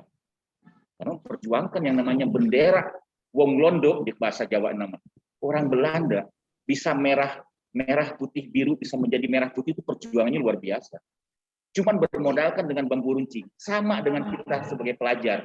Bagaimana kita mempelajari, istilahnya kita berjuang untuk menjadi orang yang sukses, ya belajar dari pensil, dari pulpen, dari kertas yang putih. Kita belajar bagaimana caranya, benar apa yang dikatakan Pak Kanit. Itu belajar kita membaca, belajar kita menulis. Karena apa? Karena kalau tidak membaca dan tidak menulis, ilmu yang kita dapat tidak akan, istilahnya kita bisa lihat kembali. Memahat di air itu tidak akan bekasnya, tetapi memahat, menulis di batu itu akan bekasnya. Jadi saya harapkan istilahnya jangan menunggu waktu yang tepat untuk melakukan sesuatu karena tidak akan ada waktu yang tepat bagi mereka yang menunggu. Ya kan? Pas dulu dong, keren. Terus orang kreatif bermotivasi untuk berprestasi bukan nafsu untuk mengalahkan orang lain. Ya kan? Jadi kita harus punya angan-angan, harus punya cita-cita. Ya, orang itu bisa sukses. Saya aja seorang jadi polisi dulu tidak mau jadi polisi. Karena pada saat itu tahun 98 Kerwayahana Krismon lah. Ya kan, betul nggak? Demo di mana-mana sampai wah ramai itu dengan lengsernya presidennya. Ya kan? Saya malah berpikir gini, bagaimana caranya saya bisa kerja. Tidak kuliah dulu, kuliah nanti aja udah kerja. Berpikirnya gitu kan. Saya kuliah di Teknik Informatika, saya di Bandung, ya kan. Tetapi ketika teman saya mengajak kita daftar polisi yuk, bener emang polisi pendaftaran ada gratis, bener alhamdulillah. Sampai saat ini pendaftaran polisi gratis. Yang penting kita punya yang namanya mindset, punya keinginan, mimpi ke depannya bagaimana. Di sini banyak kok anggota siswa-siswa yang sekarang junior-junior yang baru masuk itu alumni dari sekolah-sekolah yang ada di Cianjur, karena dia punya ambisi untuk menjadi seorang polisi misalkan. Tujuannya jadi polisi, aing jadi polisi, bisa kasarnya ya. Saya mau jadi polisi, dek nilangan harus pakai helm misalkan gitu kan. Loh, emang yang nggak pakai helm yang jalan kaki juga kan nggak pakai helm? Ditilangan? Enggak lah. Tapi tetap aja kita ambisinya ingin menertibkan masyarakat khususnya seluruh Kabupaten Cianjur untuk tertib berlalu lintas. Yang namanya naik kendaraan wajib yang namanya pakai helm, betul kan? Dan selalu menggunakan motor. Iyalah, nggak pakai helm, pakai motor kumaha? Ya kan, pakai helm tapi pakai motor loh. Tapi pakai motor, tetap yang namanya pakai motor itu harus pakai rambu-rambu yang ada di jalan-jalan itu ditaati. Bukan dipelototi gitu loh maksudnya. Banyak kan, ada letter S dilarang berhenti, loba nu eureun didinya tah. Justru letter S itu kan untuk apa? Dilarang berhenti, apalagi parkir.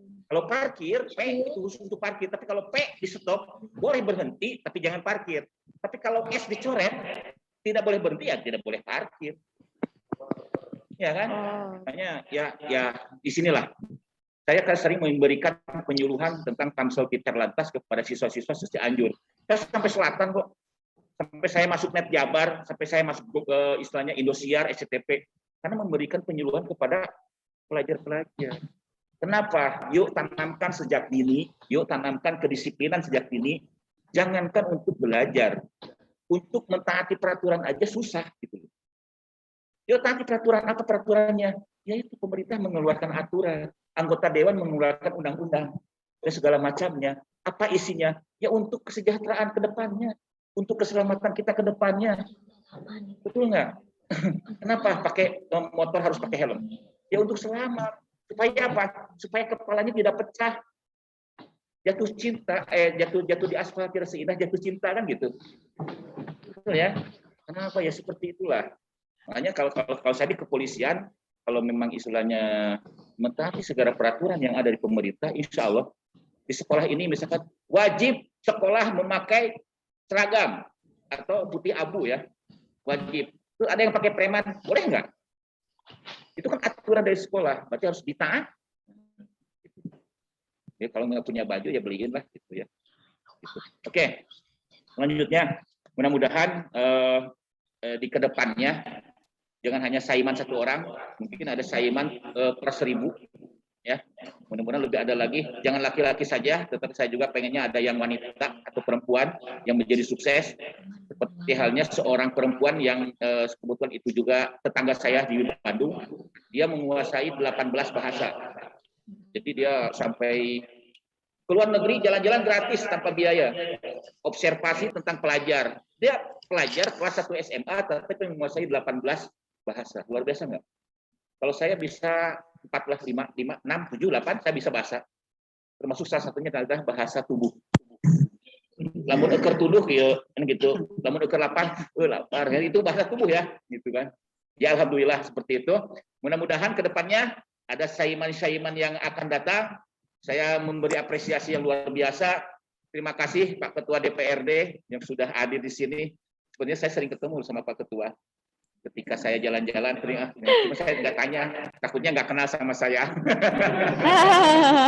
Nah, padahal Ketua DPRD itu sama, gitu kan, terkenal di Cianjur, gitu kan. Saya lebih terkenal lagi di nasional, Pak. Saya sebenarnya artis yang tidak punya iklan. Dia kan artis yang tidak dibayar kan gitu kan. Oke, terima kasih. Mudah-mudahan ada motivasi buat kita semua dan tidak ada yang namanya kata mundur. Kata Kapolda Metro Jaya itu tidak ada gigi mundur, maju terus. Ya. Terima kasih. Assalamualaikum warahmatullahi wabarakatuh. Waalaikumsalam warahmatullahi wabarakatuh. Nah, ini nih kita untuk itu kitain dulu ya ke Bapak Ganjar selaku Ketua DPRD Kabupaten Cianjur. Bapak, apa sih tanggapan Bapak gitu mengenai anak muda yang berprestasi seperti Kang Saiman ini gitu?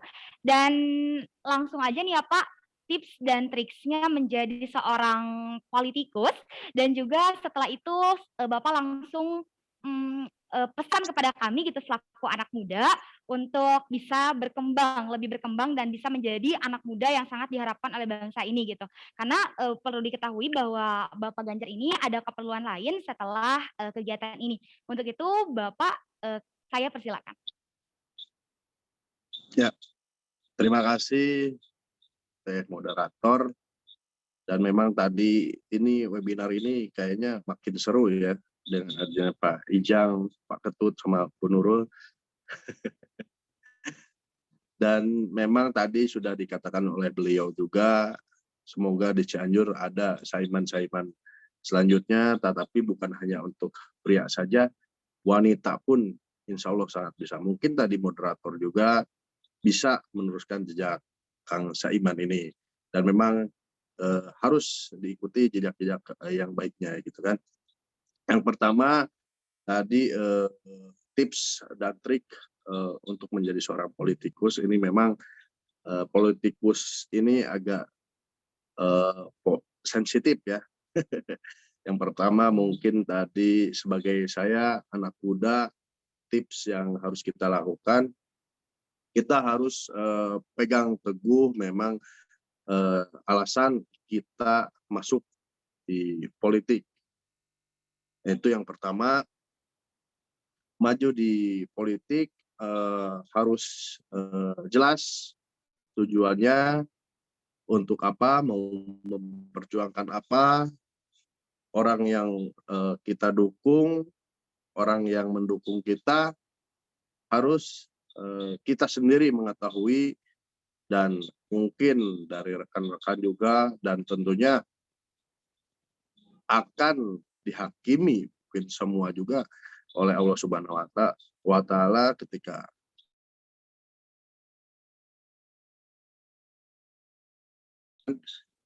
harus dipegang teguh kita. Yang pertama, yang keduanya buktikan dengan kinerja kita ketika tujuan atau mimpi. Tadi kata Pak Ijang betul, kita harus ada mimpi dan tujuan kita itu apa. Dan saya pun dulunya bermimpi menjadi seorang yang membawa koper atau menjadi apa namanya itu ya, pengusaha atau apalah yang membawa koper seperti itu, tapi mau berdasi. Dan alhamdulillah sekarang mungkin dasinya juga nggak sering dipakai atau sangat nggak nyaman ketika kita lagi bekerja gitu kan. Yang keduanya, buktikan dengan kinerja kita, buktikan dengan kemampuan kita. Kita harus bisa merubah apa namanya mindset. Jangan pernah menganggap bahwa minder itu jangan ada di dalam tubuh kita, karena akan mengakibatkan kegagalan ke depannya, gitu kan. Tetapi harus kita lebih percaya diri itu yang kedua. Dan yang ketiganya, yakin dengan niat baik kita, yakin dengan tujuan kita. Yang penting yakin ini tidak berbohong kepada orang tua kita ataupun kepada teman-teman kita, tentunya kepada diri kita sendiri. Kita harus mempunyai keyakinan untuk menjadi seorang yang kita tuju, gitu kan. Yang keempatnya, mungkin kita harus rendah hati. Salah satunya mungkin kita ketika kita mempunyai jabatan atau kita diberikan jabatan, tidaklah untuk disombong-sombongkan. Itu mungkin tips dari saya. Mungkin yang terakhir, kesimpulan dari semuanya yang mungkin saya rangkum juga, dan ini harus dicerminkan kepada adik-adik semuanya. Mungkin webinar ini perlu diketahui, sangat-sangat bagus, sangat-sangat respect untuk kaum muda, kaum milenial. Contohnya tadi dari Pak Ketut, dari Pak Ijang, dari Teh Nurul, dari kepolisian, itu sangat memotivasi untuk para kaum muda yang memang yang masih belajar untuk menggapai cita-citanya, menggapai impiannya ke depannya.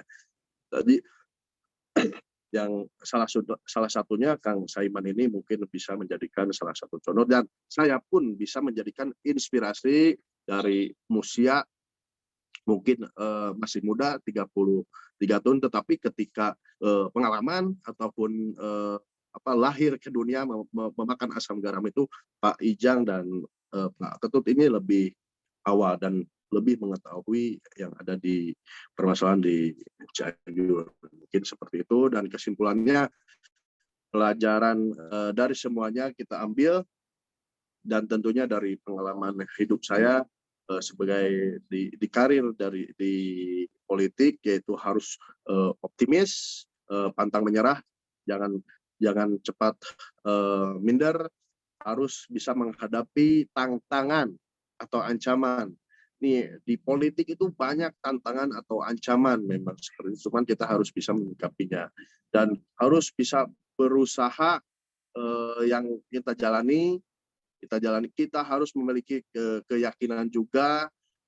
Tentunya dari semuanya itu harus optimis, tidak instan. Kita itu pasti dari nol. Tentunya mungkin saya sendiri dari nol, bisa sabar, bisa ikhlas, apapun yang saya kerjakan, teguh dalam bersikap, dan memang jangan cepat pantang menyerah. Kita harus jalani dalam hidup ini, gitu kan. Yang penting kita harus baik kepada semua orang, baik kepada keluarga, baik kepada teman yang mendukung kita semuanya. Kita tidak bisa berdiri sendiri. Di pemerintahan itu tidak bisa berdiri sendiri. Ketika di tubuh kita juga kita memerlukan doa orang tua. Itu yang lebih penting, karena doa kedua orang tua kita pasti diijabah. Tetapi ketika kita sudah, mohon maaf kalau yang sudah meninggal kedua orang tuanya, mungkin insya Allah Allah Subhanahu Wa Taala akan mengabulkan ketika ibu bapak kita sudah mendoakan anak-anaknya, dan jangan selama membesarkan kita harus tunjukkan kepada masyarakat atau kepada teman-teman kita harus bisa kuat juga.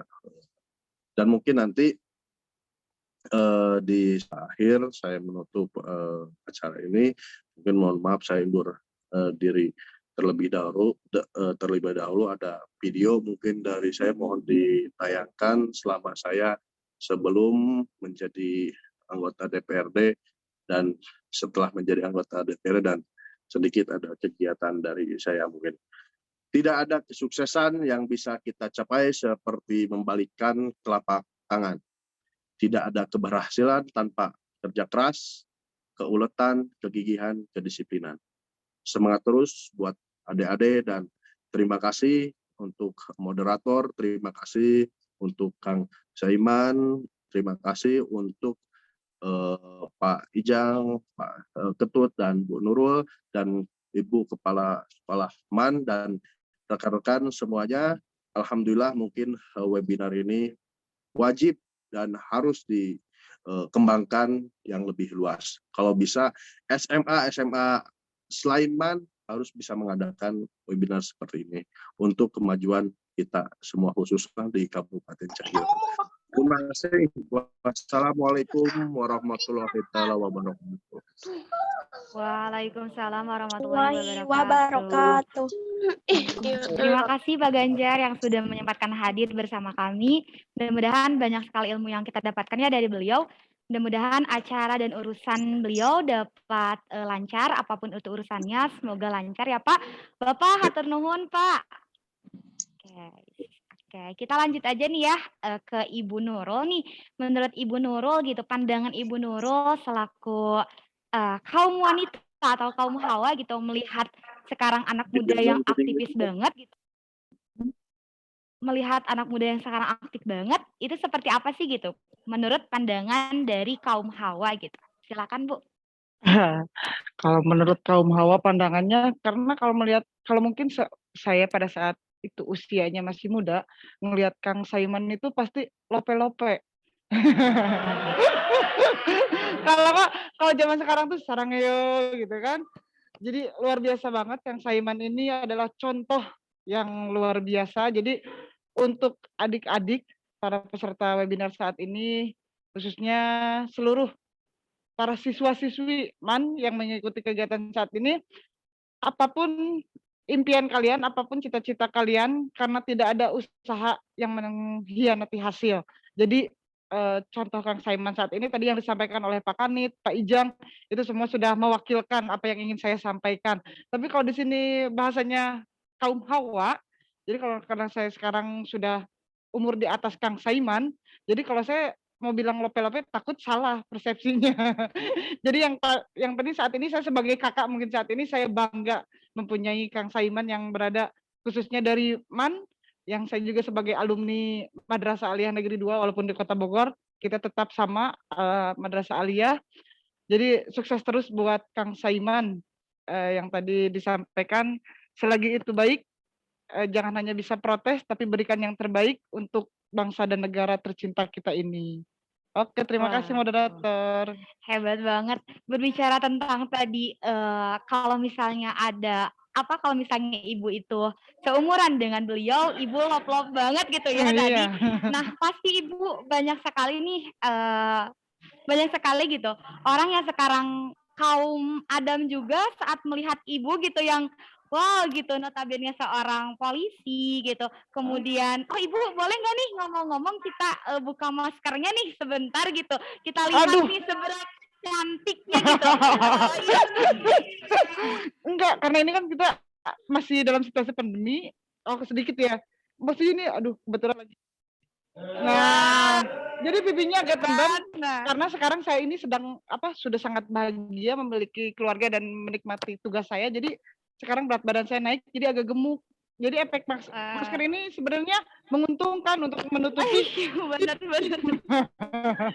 Jadi masih karena Benar situasi sekali. pandemi, kita di dalam ruangan tetap harus menjaga protokol kesehatan ya. Oke. Iya, cukup Wah, sedikit tembem ya. cukup. Ya, cantik ya Bu ya. Ya dong, cantik kan Gitu. cewek. Nah, iya betul. Ya. Nah, berbicara tentang Kang Saiman barusan gitu, kalau misalnya pasti kaum Hawa itu sangat ngantri sekali ya dengan beliau gitu. Gimana nih Kang, ngomong-ngomong udah punya ini belum sih gitu?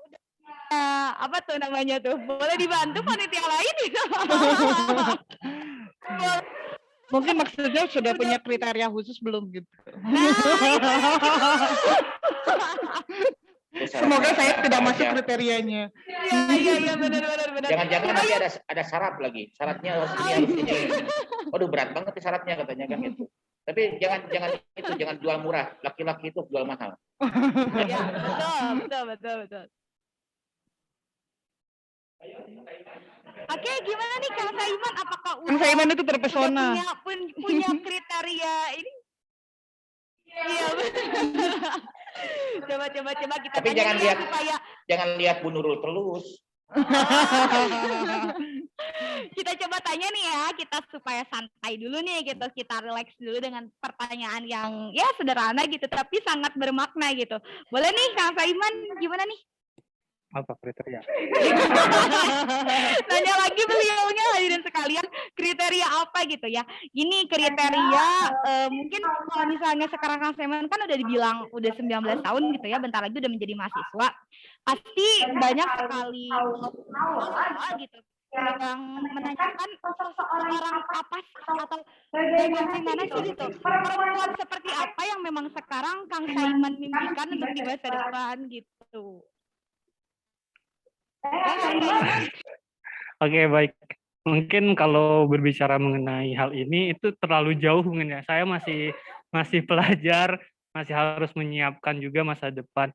Tetapi kalau untuk kriteria, saya belum terpikirkan kriteria seperti apa. Yang penting yang terbaik aja lah nanti buat saya gitu. Dan juga tidak muluk-muluk, tidak harus cantik, tidak harus seperti apa.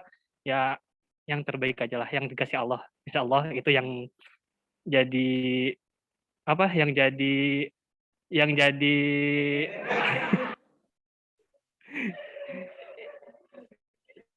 Grogi teman-teman Tapi Kang Saimannya pada intinya, iya. pada intinya, jadi laki-laki itu, yaitu jangan sampai tergoda sama laki-laki lagi, tergodanya sama perempuan kan gitu. Betul. yang penting yang terbaik aja lah. Yang terbaiknya kayaknya ada di Oke. sampingnya. Iya benar. Mungkin kalau saya pengalamannya hanya setengahnya dari situlah, tapi sebenarnya yang lebih berpengalaman yang lebih jauh lagi ya kanit saya ini. Iya, gitu. Dia lebih berbobot untuk pengalaman masalah itu, gitu loh. Tapi benar, Kang Saiman, jangan dulu memikirkan hal-hal yang seperti itu. Sebenarnya gini, kalau kita sudah mapan, ya kan, kalau kita sudah mapan, wanita pun nanti akan datang. Benar. Kecuali Kita saya ketawa ya, Pak semua Ijam. tuh, yang mendengar pada ketawa semua. Iya ya. Karena kesuksesan itu bisa membuat orang ya udah sukses, udah mapan, nggak usah nyari, nanti juga datang sendiri. Apalagi ceweknya, kalau wanitanya wanita matre kan seperti itu. Enggak lah, kita harus banyak. Makanya kenapa harus kompetisi, banyak seleksi, lama-lama kita juga nanti akan ke resepsi kan gitu seperti itu. Pak Ijang. Yang ditanya itu kriteria dari Kang Saiman, bukan kriteria buat Pak Ijang ya. Saya hanya memberikan sedikit gambaran. Ini pengalaman yang sudah. Saya mah sekali cepetnya datang gitu kan. Nagih hutang. Ya, pokoknya mah selalulah semangat aja. Apapun yang terjadi ke depannya kita juga harus yang namanya koreksi, seleksi itu harus ada. Apakah baik nggak buat kita? terbaik nggak buat kita? Apakah pasti baik nggak buat kita gitu? Karena kita juga melihatnya dari bibit, bobot, dan bebetnya, ya kan? Betul. Oh, saya berpikirnya buat kerja dulu aja deh, sukses dulu aja deh, gitu kan? Oke, tapi ya jangan melupakan seperti itu, karena kesuksesan seorang pria ditinjaunya dari seorang wanita. Iya, saya bisa sukses karena istri saya, ya kan? Suaminya Bu Nurul kena sukses karena Bu Nurulnya. Akan saya bisa sukses karena istrinya, seperti itu aja. Ya, jadi tidak ada istilahnya tidak saling membantu. Namanya manusia itu adalah zon politikon, ya kan? Bersikap saling membantu. Kita tidak punya teman, kita tidak punya siapa-siapa, tidak akan bisa yang namanya terkuak suatu keharmonisan. Terkuak suatu adanya kerjasama, koordinasi, dan komunikasi seperti itu. Rajin-rajin berkomunikasi. Bagi wanita, sering rajin berkomunikasi dengan seseorang, dan seseorang bisa jadi pendamping hidup Anda yang terbaik. Terima kasih.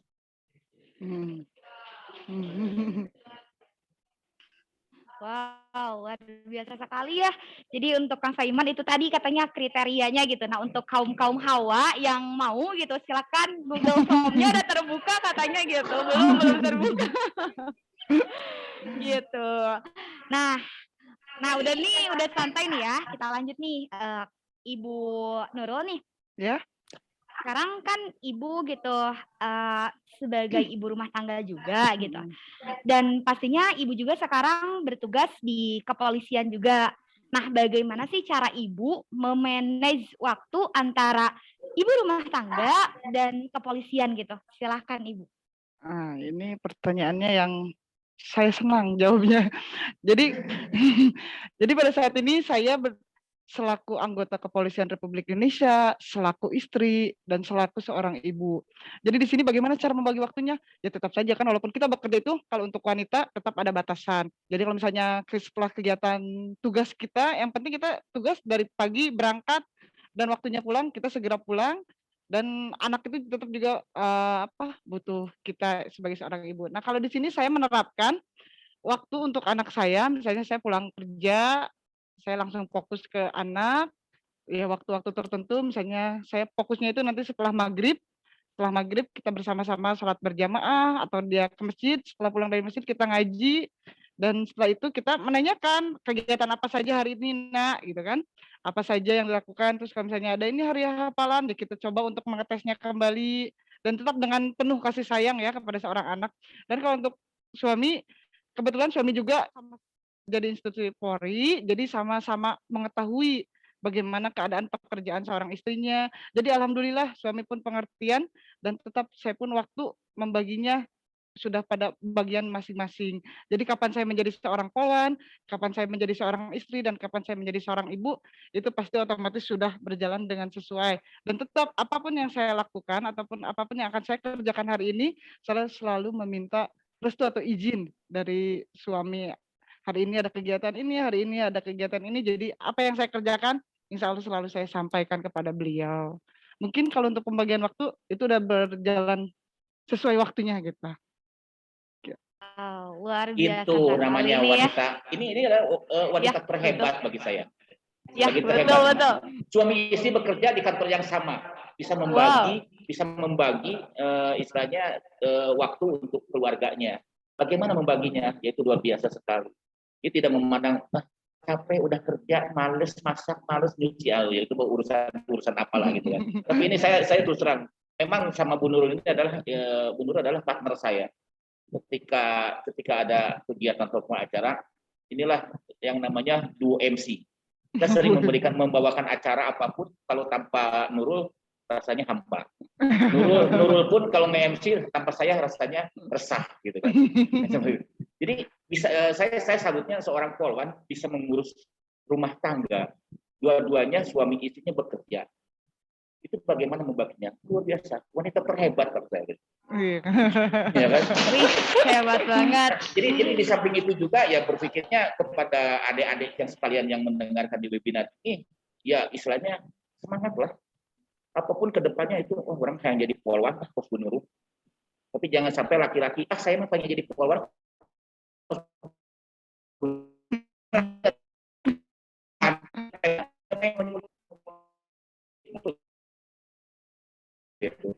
Semangat adik-adik yang di sini semangat masih panjang. Kalau mendadak cuma biasanya orang-orang yang putus asa, punya mimpi, ya.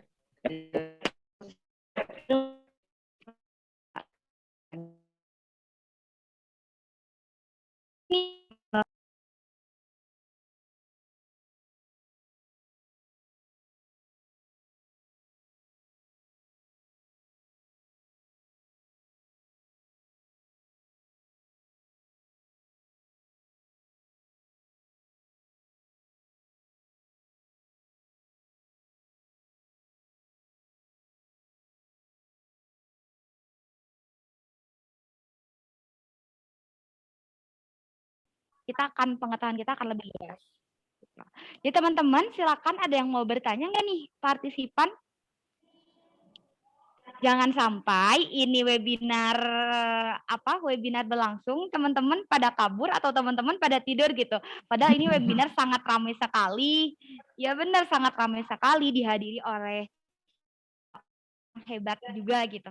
Silakan teman-teman dari partisipan, baik dari siswa MAN 1 Cianjur ataupun adik-adik kelas 9 atau 8 siswa SMP, boleh banget nih kita kasih kesempatan untuk adik-adik bertanya.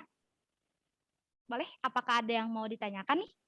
Sebelum pertanyaan ke moderator lagi gitu.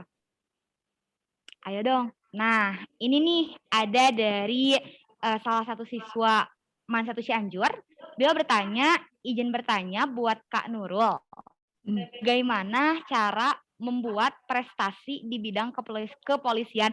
Mungkin beliau pengen di kepolisian gitu ya, Bu. Jadi ini dari Muhammad Julfiansa. Silakan. Silakan, Bu. Boleh dijawab.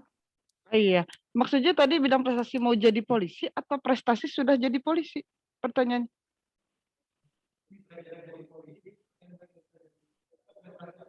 Oh ya, jadi kalau misalnya sudah menjadi anggota polisi, yang satu itu kalau misalnya masalah prestasi kita semua ingin berprestasi. Cuman pada saat itu mungkin kalau misalnya di kepolisian itu banyak satuan-satuan fungsi lainnya ya, selain lalu lintas ada reskrim, ada intel, ada yang lainnya. Nah mungkin kalau prestasi-prestasi yang sudah ada atau yang banyak mendapat penghargaan itu biasanya dari Satres Narkoba. Jadi satuan dari Satres Narkoba yang bisa mengungkap gembong-gembong para narkoba. Dan itu yang selalu banyak mendapatkan apresiasi dari Bapak Kapolri. Jadi anggota yang bisa mengungkap kasus-kasus atau mengungkap para bandar narkoba biasanya cepat mendapatkan prestasi dari petinggi-petinggi seperti Pak Kapolda atau Pak Kapolri. Begitu kalau di bidang narkoba. Kalau di bidang lalu lintas biasanya kita kalau misalnya di lalu lintas itu biasanya dari unit kecelakaan membantu suatu kecelakaan misalnya. Mungkin ada tambahan lagi dari Pak Kanit.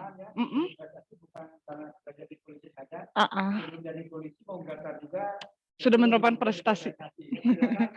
Sesuai dengan bidangnya masing-masing, karena polisi sekarang menerima kepolisian ya, baik dari kepolisian maupun di tentara ya, atau pertama.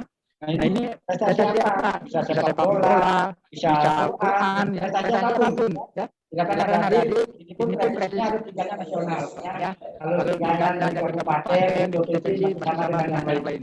Kalau prestasinya tingkat nasional, sepak bola ya, nasional. Itu sudah secara otomatis ya.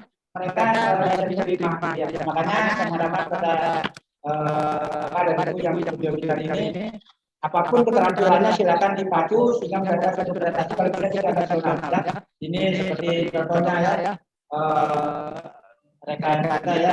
Nah ini ya kalau nanti dia mau polisi silakan aja ya, jadi prestasi yang sudah didapatkan tingkat silakan di masalah yang bela diri olahraga bidang apapun, baik olahraga, baik industri atau bagaimanapun, termasuk memasak juga tidak bisa sekarang ya. Dulu tidak boleh ya, tidak boleh dari bidang memasak, sekarang juga ada, itu juga kecuali istri yang tidak boleh ya. bisnis apa jangan sampai tidak dikurasi jadinya bisnis terus dan polisinya nggak dijalanin. Nah ini ya kalau yang lain semuanya silakan sekalian berprestasi di bidang apapun, tapi kalau bisa di tingkat nasional bisa ya. Kalau kabupaten dengan provinsi masih setarakan dengan yang lainnya. Itu kita tahan karena juga tadi yang pesan untuk karena menangkap siapa? Soiman. Ya. Yang pertama mudah-mudahan publikasi hari ini bisa mengikuti webinar ini hingga nanti ya kalau negara yang maju kan gitu. Jadi siswa-siswa dari sekolah SD sampai 13 SMA perguruan tinggi yang berprestasi itu jangan sampai keluar. Jadi diajar kita itu yang memajukan daerahnya. Itu kita mengharapkan Cianjur bisa mengambil para pemuda remaja yang berprestasi, jangan sampai mereka keluar saja. Setelah itu untuk memajukan yang kedua, kita harus ingat ilmu padi ya. Makin tinggi, makin kita lebih punya jangan kita makin sombong ya. Kita harus lebih ilmu padi lebih kenapa? Saya sampaikan tadi ada 6 keterampilan. Allah juga menjadi orang Indonesia itu diberikan kelebihan dan kekurangan. Kenapa? Supaya kita nggak sombong ya. Saya katakan tadi segala sesuatu walaupun dia bagaimana pikirannya dia memiliki suatu kelemahan ilmu pramuka dilaksanakan secara bersama-sama. Saling memberi masukan satu dengan yang lain ya. Ilmu yang lain bisa dikasih yang lain sehingga kita bisa lebih itu yang selanjutnya apabila nanti jadi pemimpin jadilah pemimpin yang amanah ya. Yang amanah yang benar-benar bermanfaat orang banyak ya, jangan sendiri jadi bermanfaat untuk orang banyak. Yang benar Teman ini berjuang sehingga nanti bisa bermanfaat bagi diri sendiri, keluarga, termasuk bangsa dan negara. Ya. Terima kasih dengan tambahan.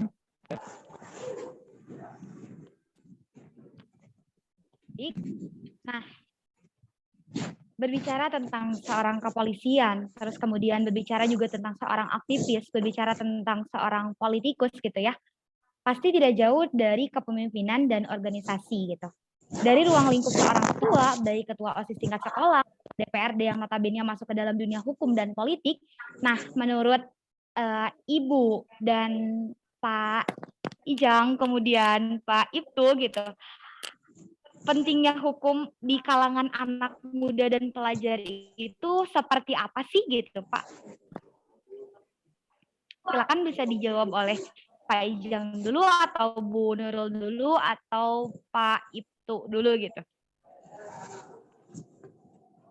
Kan hukum bagi pelajar.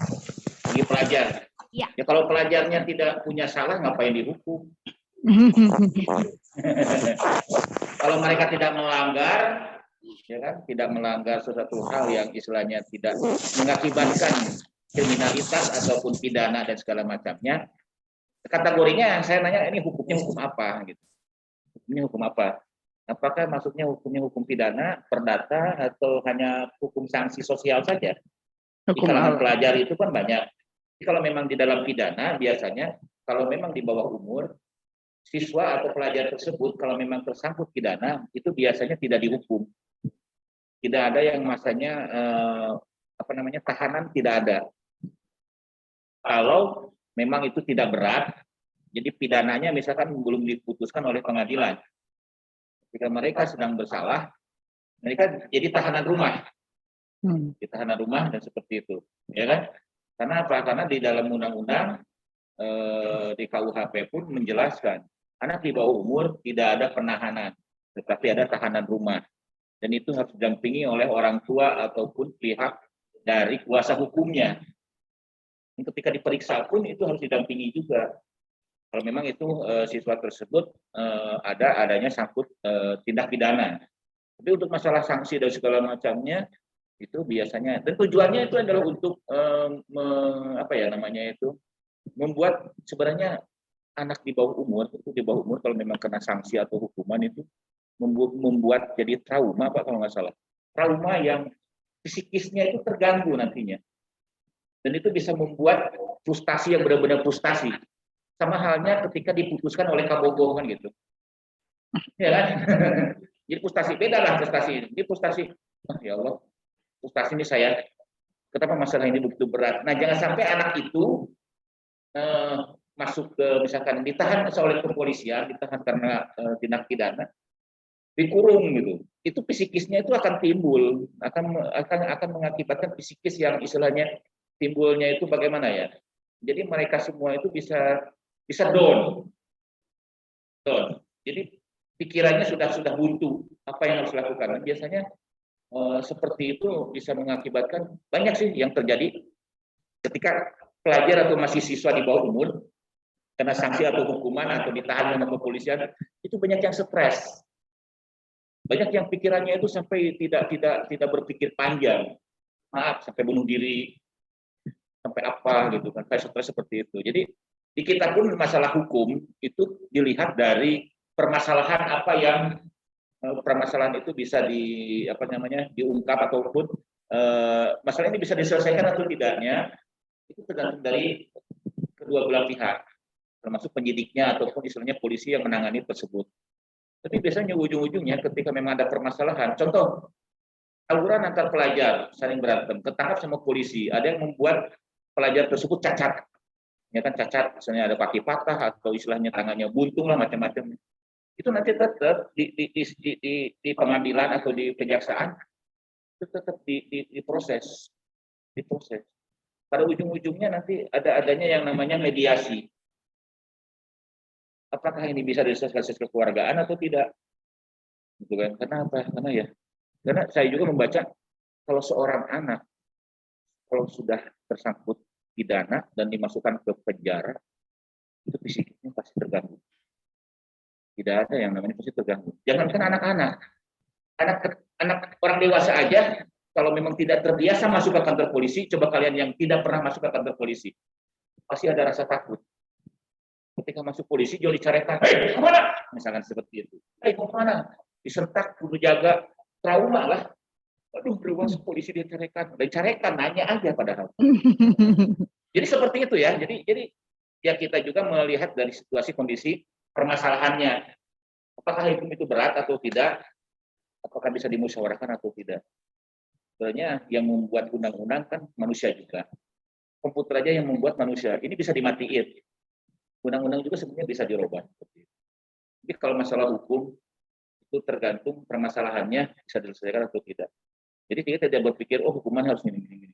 Kita hukum di Indonesia sesuai dengan undang-undang yang ada. Beda dengan undang-undang atau istilahnya sanksi-sanksi yang ada di luar negeri sana. Di sana itu melakukan hal yang seperti itu. Kayak di Saudi kalau nggak salah itu, kalau mencuri tangan harus dibuntung 1 jari atau satu buku ini. Mencuri potong lagi, itu kan hukum kita kan beda. Ya, hukum kita beda. Kita melihat dari undang-undang, KUHP-nya, undang-undang pidananya dan segala macam.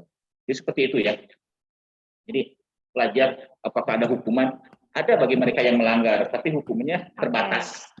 Oke, siap. Nah, ini nih. Makan ya. Makan.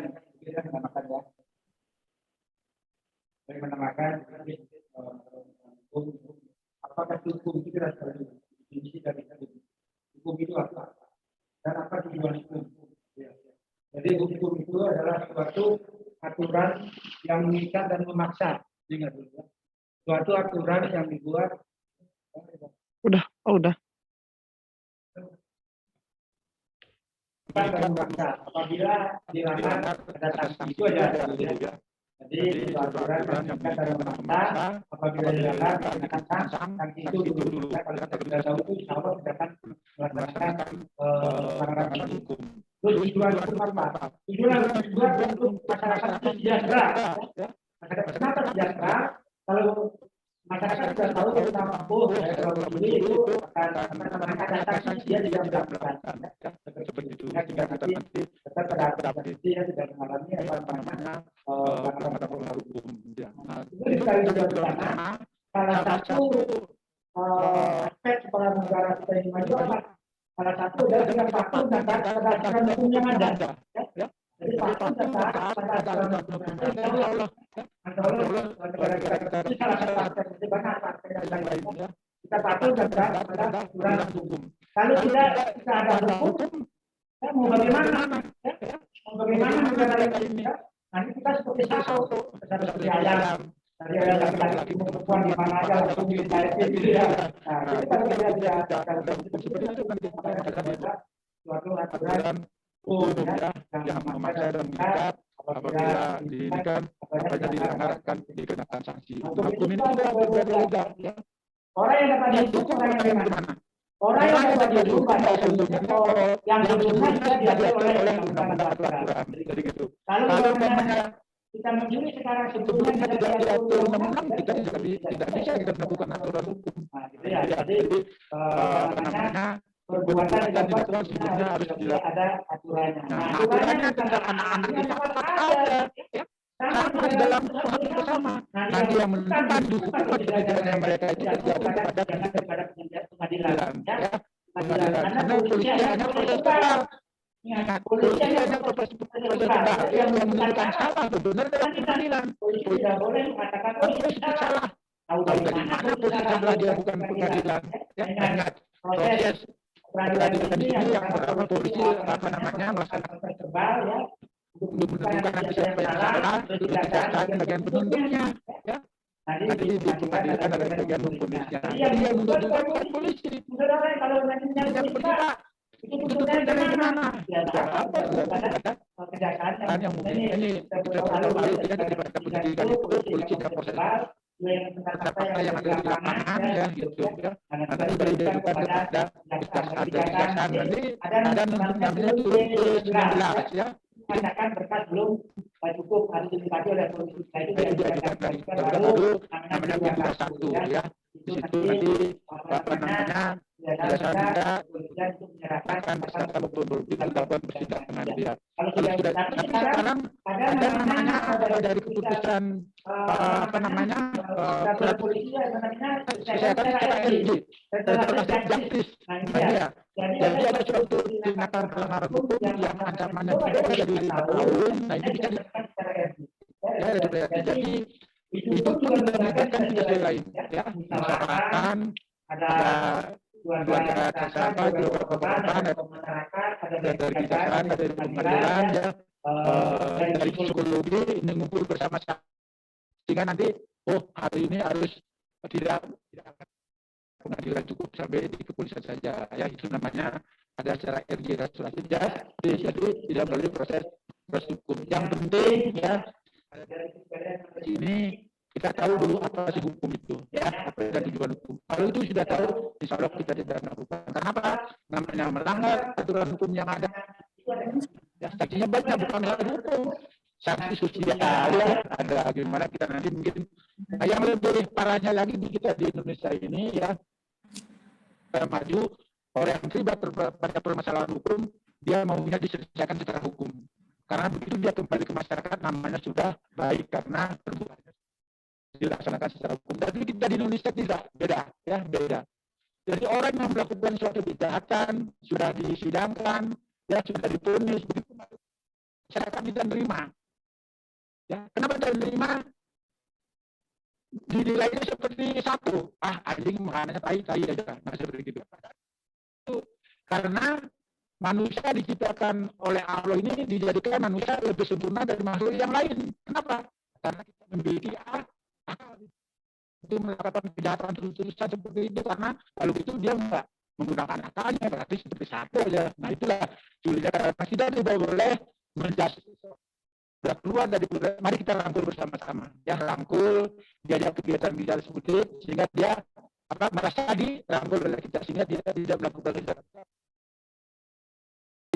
kepada masyarakat, akhirnya dia melakukan kejahatan lagi itu di negara kita ya. Mudah-mudahan semua hadirin yang di sini ya bisa melakukan seluruh kejahatan. Setelah dia selesai, mari kita rangkul bersama-sama karena mereka kejahatannya sudah dilaksanakan secara hukum ya. Jadi dia menjadi seperti itu ya. Terima kasih, itu namanya. Oke, baik. Terima kasih nih buat Bapak Kanit ya yang sudah memberikan pandangannya. Kemudian di sini ada dari partisipan yang bertanya kepada Kang Saiman. Izin bertanya untuk Kang Saiman, bagaimana cara pertama ini dari siapa ya ini? Pokoknya dari Tumi gitu ya.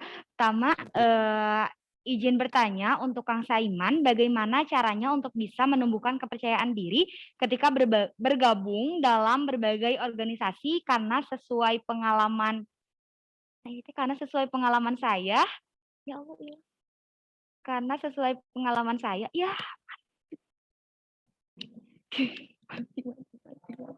Sebentar, karena ada kesalahan teknis. Sebentar. Ya Allah, ya Allah.